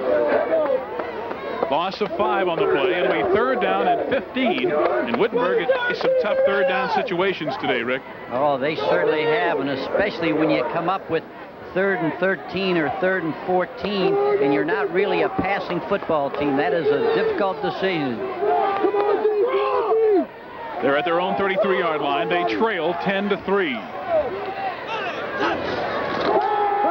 Delaney almost intercepted by number 46, Gary Monda, the senior from Cleveland, in and out of his hands, and so Wittenberg on 4th and 15 will have to punt the ball away. And that Yellow Jacket defense is pumped up, as are their fans. I'll tell you, they play tenacious defense, no question about that. Back to punt, number 22, Dave Miller. John Center, number 24, is the deep man for Baldwin-Wallace. Miller gets it off. It goes off the side of his foot, almost out of bounds, but Ralph Young, number 3, fair catches it at the 36-yard line, closer to the 37-yard line of Baldwin-Wallace. The Yellow Jackets will go back on offense. 9.5 minutes to go in the third quarter. Baldwin-Wallace leading 10-3.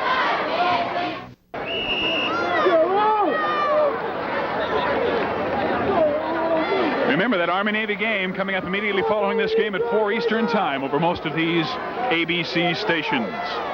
The two coaches looking on as Baldwin-Wallace leads 10-3, 9.5 minutes to go in the third quarter. The Yellow Jackets on offense, 1st and 10 from their own 36-yard line. To Sander once again on the swing pass. Nice defensive play by number 35, Jim Awe, who made a great open field tackle on Sander, who had some running room, Rick. Oh, I'll tell you, that was a great move. For the number 1 reason, number 84, Dave Ward, was out in front of Sander with a block, and that block was just completely shed, came upfield and made the tackle. Jim Awe. Baldwin-Wallace now with 195 yards of total offense. Gain of 2 on the play. It is 2nd down and 8. Sander in motion once again. Again, Cerniak looking this way, and again he hits Sander. Across the 40-yard line, Sander is bumped out of bounds, and again Jim Awe, number 35, makes the play for Wittenberg as Awe is following Sander from one side of the field to the other. That is correct, and I'll tell you, that's a tough tackle to make. You know, he's got that, Sander catches that ball deep in the backfield there. You got a one-on-one tackle, and Awe had to make it, and he's done a good job, 2 consecutive plays. Cerniak now has completed 15 of 26 passes for 140 yards. It is 3rd and 4 at the 43-yard line of Baldwin-Wallace. And this time they go back to the left. This time he hits number 84, Dave Ward, over the middle. Ward at midfield is thrown back a ways. And again, it's Jim Awe, number 35, with the coverage in the secondary for Wittenberg. I'd have to say that that is the best pass that Joe Cerniak threw today, because it had to be thrown on time, because Jim Awe was all over Dave Ward. He made that little turn. The ball was there. It was a completion. Big first down for Baldwin-Wallace. The ball at the Wittenberg 49-yard line. We have 7 minutes, 55 seconds left to go in the third quarter. Baldwin-Wallace leading 10-3. 1st and 10. Wujek on the option. Wujek dropped for a loss of 2 yards by Chris Fields, number 10, a sophomore from Columbus, Ohio, who came up from the secondary with another great defensive play for Wittenberg. Loss of 2. It'll be 2nd and 12. Chris Fields has made 5 or 6 plays like that. He's another one of those people we'd have to be looking at for the Chevrolet defensive player of the game. Wittenberg's defense has done a great job stopping the running game. Wujek, for example, has carried 7 times for only 10 yards. It is 2nd and 12. Baldwin-Wallace from their own 49-yard line. Cerniak looking downfield, intercepted. John Sexton, number 16, at the 25-yard line. Sexton out across the 35 to the 34. Bill Neese, number 67, and Mike Kelly, number 64. A couple of offensive guards bring him down, but not before Saxton turns things around for Wittenberg. Well, Saxton is 6'4". This is his 6th interception of the year. Has good ball coverage right there. Kept his eye right on the quarterback's eye. Went to the football. Nice little running move there. I'll tell you, that was a big defensive play by John Saxton. He knows where the football is in the secondary. Wittenberg gains some momentum now as they go back on offense, first down and 10 from their own 33-yard line. Merritt. Penalty marker is down as Merritt crosses the 35 to the 37-yard line. And we'll watch the official's indication. It is a holding penalty, illegal use of hands against Wittenberg. And that might take a little bit of the wind out of their sails that they picked up on the interception. You know, talking about that, though, I don't remember that many penalties today. That seems to me it's the second one. I don't even remember seeing the first one. It is the second penalty of the game.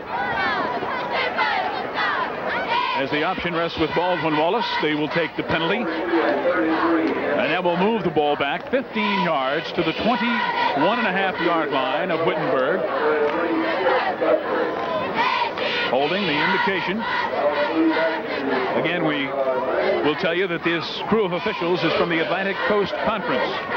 You look at Dave Maurer, the Wittenberg coach, on the sidelines. It'll now be 1st and 25 from the 22-yard line of Wittenberg.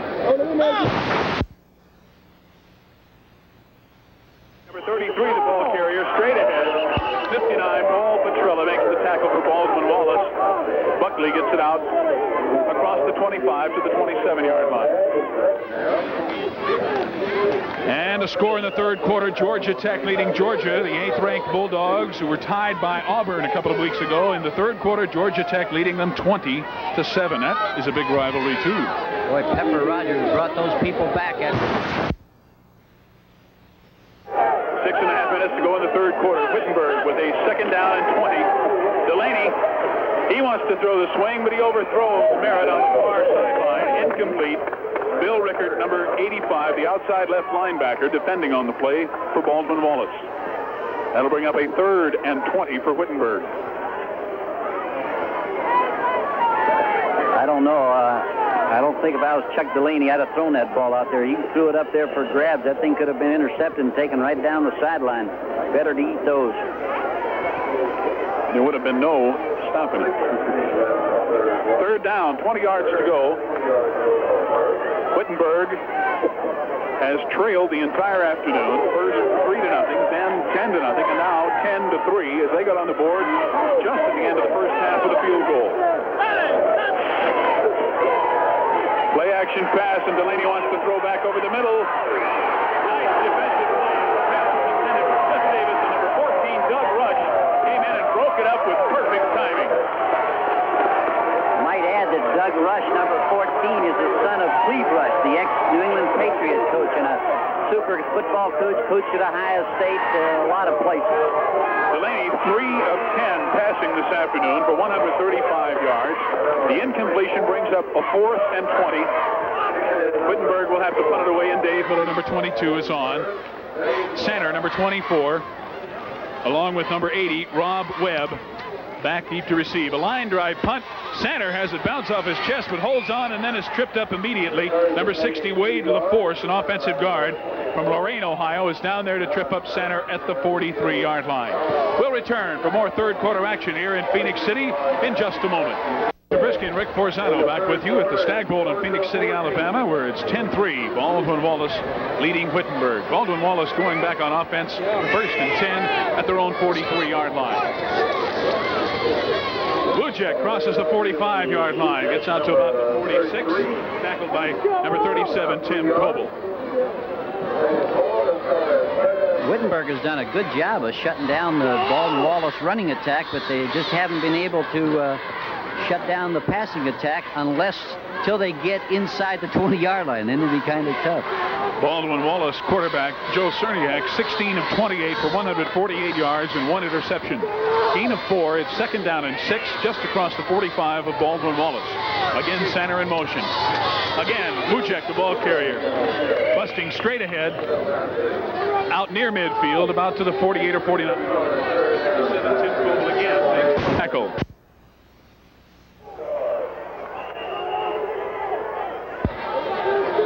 Jim Coble, excuse me.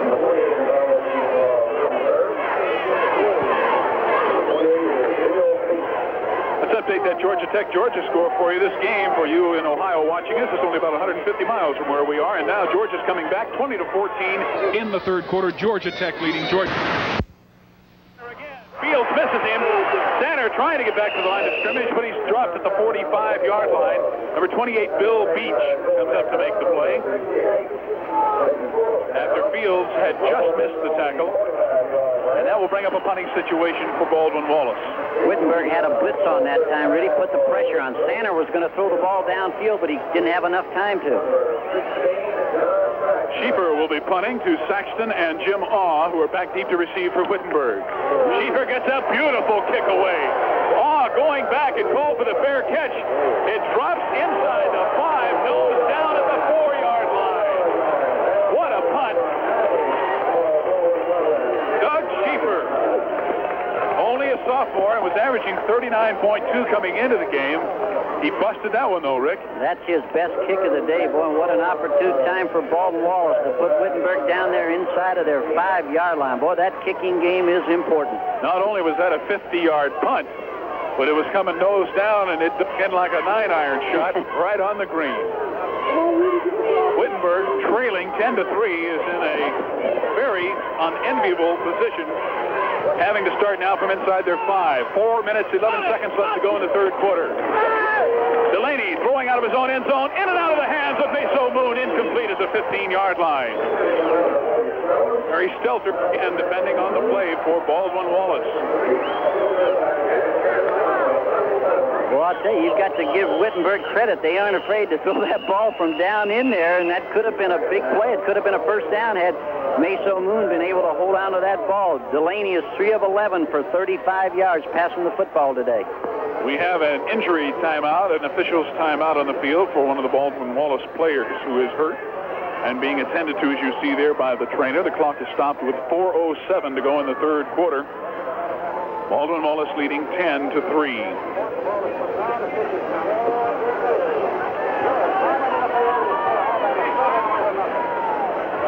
Let's pause for just a minute here at Phoenix City, Alabama, where they attend to Gary Stedler. We'll be back.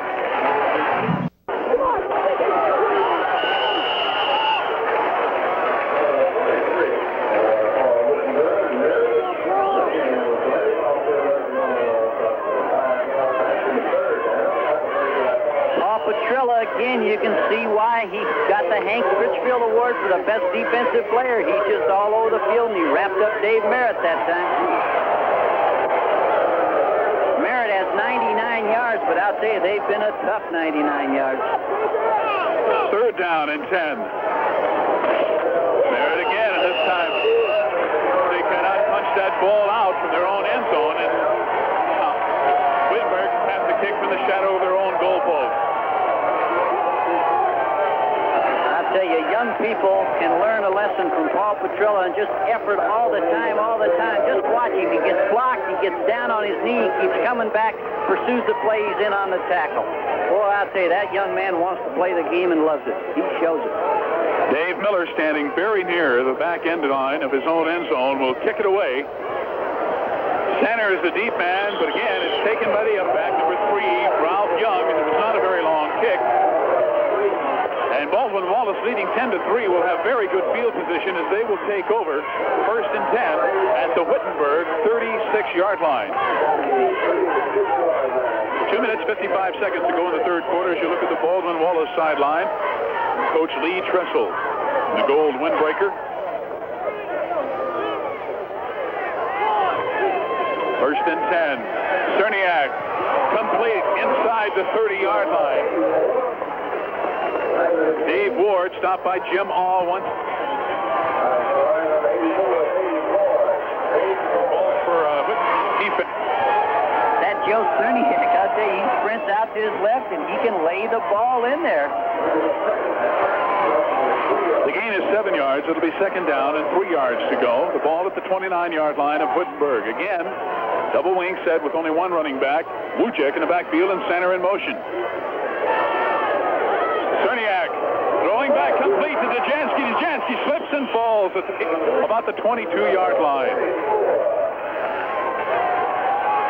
Now that time, they put the man in motion, as you see, number 24, Santa, but they're going to throw against the grain to number 44, Matt Dejansky. Now watch. He's free, boy. He's got a lot of opening. He just slips down there. He might have been able to run it in all the way. And again, a well-conceived pass offense, starting in one direction and throwing back. Nearing the end of the third quarter, it is now 1st and 10. Baldwin-Wallace at the Wittenberg 21. He's going for it all, intended for Toronto, but overthrown, incomplete. Jim Aw again defending on the play, and it doesn't make any difference what receiver. Jim Aw seems to be covering him. Oh, that young man, he's another one of those people. But we see on the field today, on both ball clubs, people that love to play the game and give 110% at all times. It's just a pleasure to watch people play the game of football like these two teams are playing out there today. Clock stops with 1:48 left to go in the third quarter. And it'll be second down and 10 again from the 21.5 of Wittenberg. Again, Toronto comes out wide to the right. And again, the double wing set. This time, it's Seaman in motion.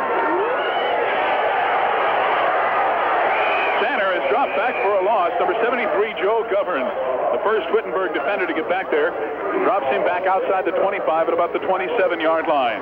Well, in that reverse play, I'll tell you, Joe Govern, you can see why he's a leading tackler in the line for Wittenberg, number 73. A reminder, the next Saturday, Division II championship game. The winner of today's Youngstown State Eastern Illinois game against the winner of the Winston-Salem Delaware game here on ABC. Down to a minute 15 to go in the third quarter. Baldwin-Wallace still leading 10-3. They have a 3rd and 15 at the Wittenberg 36.5-yard line. Cerniak wants to throw again. Underthrown and incomplete on the far sideline. Intended for number 84, Dave Ward. Roger Brown defending on the play. The same guy again, number 73, Joe Govern from Macedonia, Ohio. He put the pressure that time on Joe Cerniak, made him throw the ball poorly. 4th down and 15, and the kicking team comes on for Baldwin-Wallace. This will not be a short one, however, as they will mark it at the 34-yard line. It will be a 44-yard attempt. Tim Robinson with number 9, Fred Martin holding from the 34-yard line at Wittenberg, a 44-yard field goal attempt. Robinson has already kicked one. This one will be short. And no good. 55 seconds remaining in the third quarter, so the score remains 10-3. That might have been a pretty big defensive stand right there by Wittenberg, because they really had great field position. And not only that, Wittenberg will go back on offense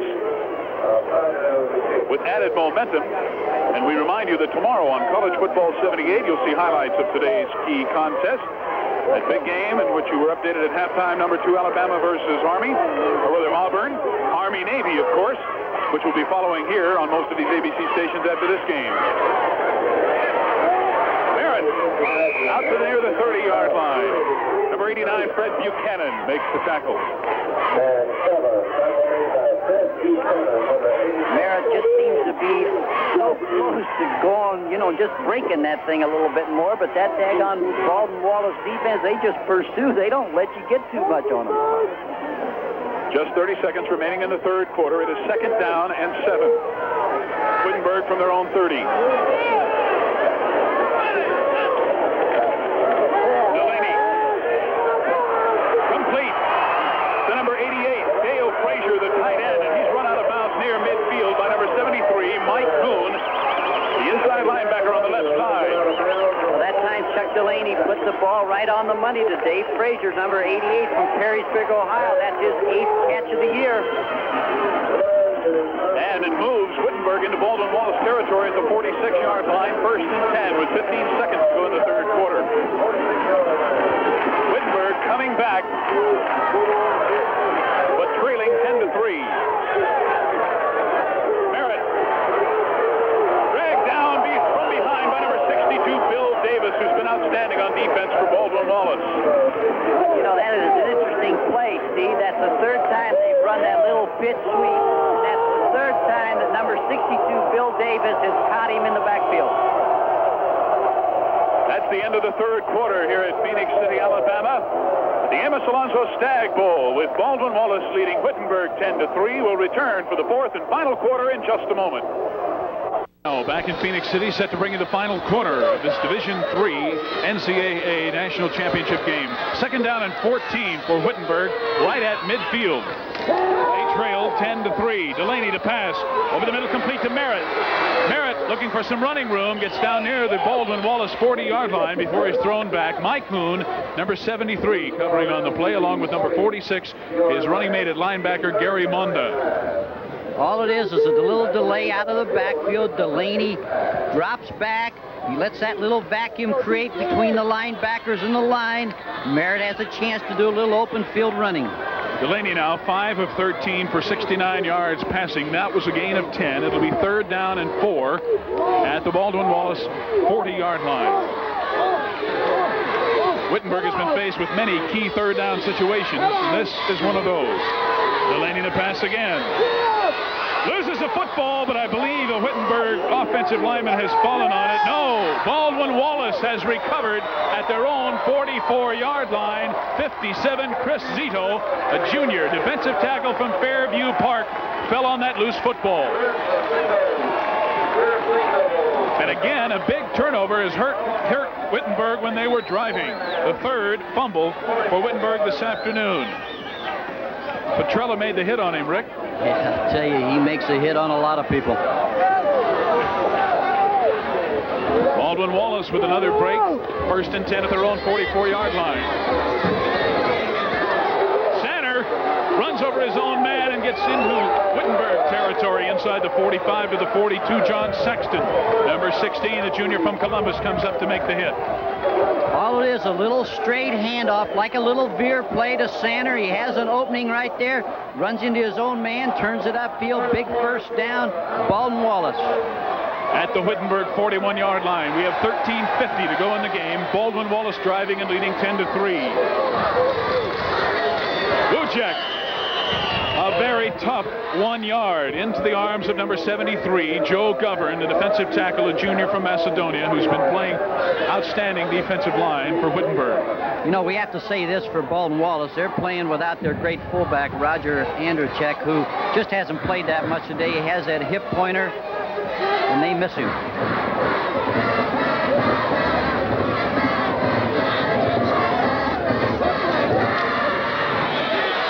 To Wujek on the option. Wujek down near the 35-yard line. 28, Bill Beach, and 18, Roger Brown in the secondary make the tackle. Let's take a look at the third quarter statistics, Rick. Again, it's still a pretty even ball game, but I believe those turnovers should be 3 for Wittenberg rather than 2, and that's the big difference in the ball game. The third one, however, came here in the 4th quarter. Right. 221 to 208 in total yards, 10 to 11 in 1st downs. Baldwin-Wallace doing it through the air, Wittenberg doing it on the ground. It is 3rd and 5, Baldwin-Wallace. They're at the Wittenberg 35-yard line, and Cerniak doesn't like what he sees, and wisely calls a timeout, comes over to talk to Coach Lee Trussell with 13:07 left to go in the game. We'll return for the final 13 minutes of the Stagg Bowl here in Phoenix City, right after these messages on ABC. Conduct and quality of sports on the college division level. For 76 years, it's regulated athletics to be in line with academics at its small private institutions. Such regulation has in no way infringed upon the caliber of competition, as evidenced by the proud record its teams and individuals boast in NCAA championship play. Let's take a look at a couple of other scores. Games last night, of course, Texas and Texas A&M. Rick, the Longhorns really put them away 22-7. In Division II semifinal in the third quarter, Delaware leading Winston-Salem 34-0. And here it is 3rd down and 5 for Baldwin-Wallace at the 35-yard line of Wittenberg. Cerniak looking for Sander to get open. Sander has it at the 15-yard line on a nice reception just inside the 15 of Wittenberg.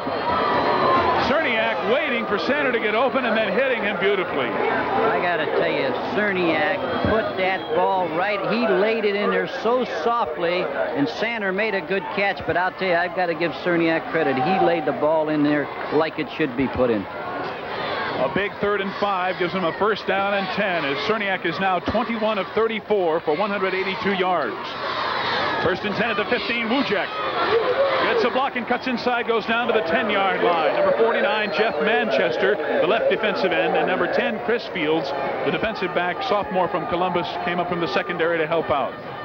You know, we've been talking about defensive players for the game for the Chevrolet Award, but Joe Cerniak certainly has to be a prime contender for the offensive player of the game. The Wittenberg-Baldwin-Wallace game is being brought to you as an exclusive presentation of ABC Sports. Now let's pause 5 seconds to allow our local stations to identify themselves.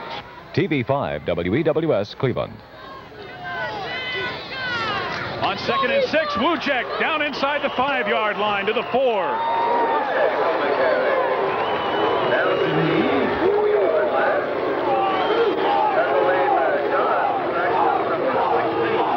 It is 1st and goal at the 4-yard line. Wujek now 33 yards on 13 carries. As Baldwin-Wallace has really not done that much on the ground. That, however, was a big 1st down. 1st and goal from the 4.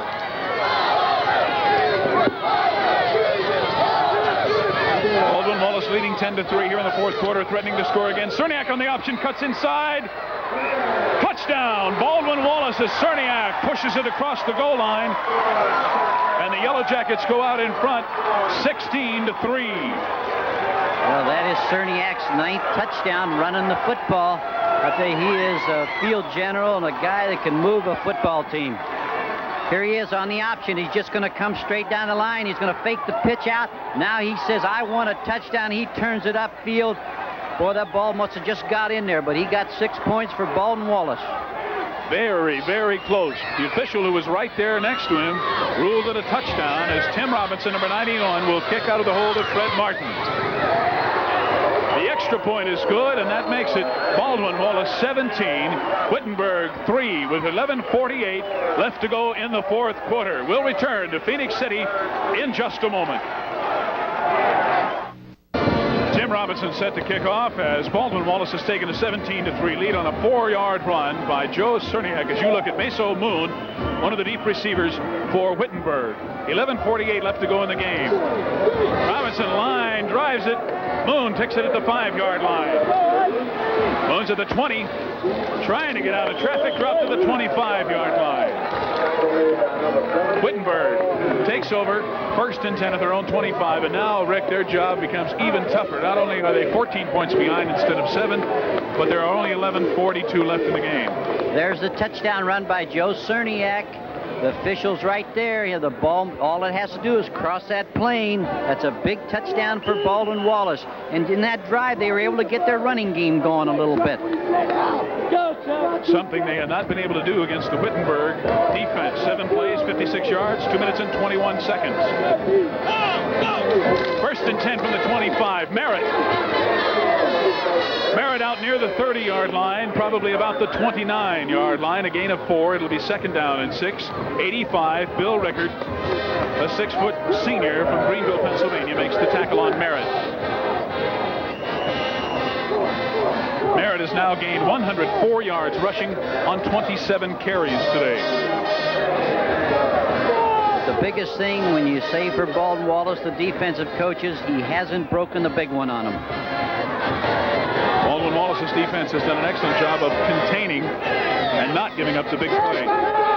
Delaney with pressure, trying to run out of there, throws it on the run, incomplete. Almost intercepted by Stelter. And number 73, Mike Hoon, was chasing Delaney clear into the next county practically. There were a lot of Baldwin-Wallace people chasing Chuck Delaney on that. He was running for his life, I'll tell you. Delaney now, number 12, has passed 14 times, completed 5 for 69 yards. It is 3rd down and 4 yards to go following the incompletion. Watch how open Culpepper is, but boy, I'll tell you, it's one thing to get open, but if you can't get rid of the ball. On 3rd and 6, Delaney wants to put it up again. Intended for Meso Moon, incomplete. A penalty marker is down, however, and we may have an interference call. And Gary Stelter, who was injured earlier, is apparently down and injured once again. I believe the interference call is on him, and apparently he is also injured. If you'll remember, a few minutes ago, Stelter had to leave the game with an injury, and may have re-injured himself on that play. I think he might have just hit the intended receiver just a little early that time, but that Gary Stelter knows how to make that ball reaction also. They marked the ball at the 38-yard line of Wittenberg. The Tigers will have a 1st and 10 at that point. And Stelter wants to stay in the game, but they're going to make him come out. Typical, he would want to stay in the game. But he appears to be all right, walking off under his own power. The clock stops with 10:53 to go in the ball game. Baldwin-Wallace leading 17-3. It is 1st and 10 Wittenberg. They're at their own 38-yard line. Skip Buckley and Merritt in the backfield behind Delaney out of the I formation. This is Merritt. Merritt on the blast play gets very short yardage, crosses the 40 to about the 41-yard line. Thrown back by number 59, Paul Petrella. A most familiar name for the Baldwin-Wallace defense. I was going to say, guess who? Because he is in on every play. Paul Petrella, number 59, defensive tackle for Baldwin-Wallace. 2nd and long. Gain of only 3. It's 2nd down and 7 at the 41-yard line. Culpepper goes wide to the left. Moon is in the slot to the left. Merritt again. Penalty marker is down at the spot of the tackle at the 40-yard line. Chris Zito, the left defensive end, and Doug Rush, number 14, up from the secondary. And we have a clipping penalty called against Wittenberg, and that will really hurt the Tigers on this drive. They already had 2nd and long, and now 15 yards will be tacked on, which will put the ball back near the 25. Wittenberg's had 2 15-yard penalties today, holding, and now this clip that has really hurt their offense. We have just over 10 minutes left to play in the game. Baldwin-Wallace has taken a 17-3 lead with a 4-yard touchdown run by quarterback Joe Cerniak here in the 4th quarter. You know, see the official mark off the infraction. Let's remind you that we have 2 nights of big NFL action this week. First of all, tomorrow, a special Sunday night edition of NFL football. The Denver Broncos and the Oakland Raiders have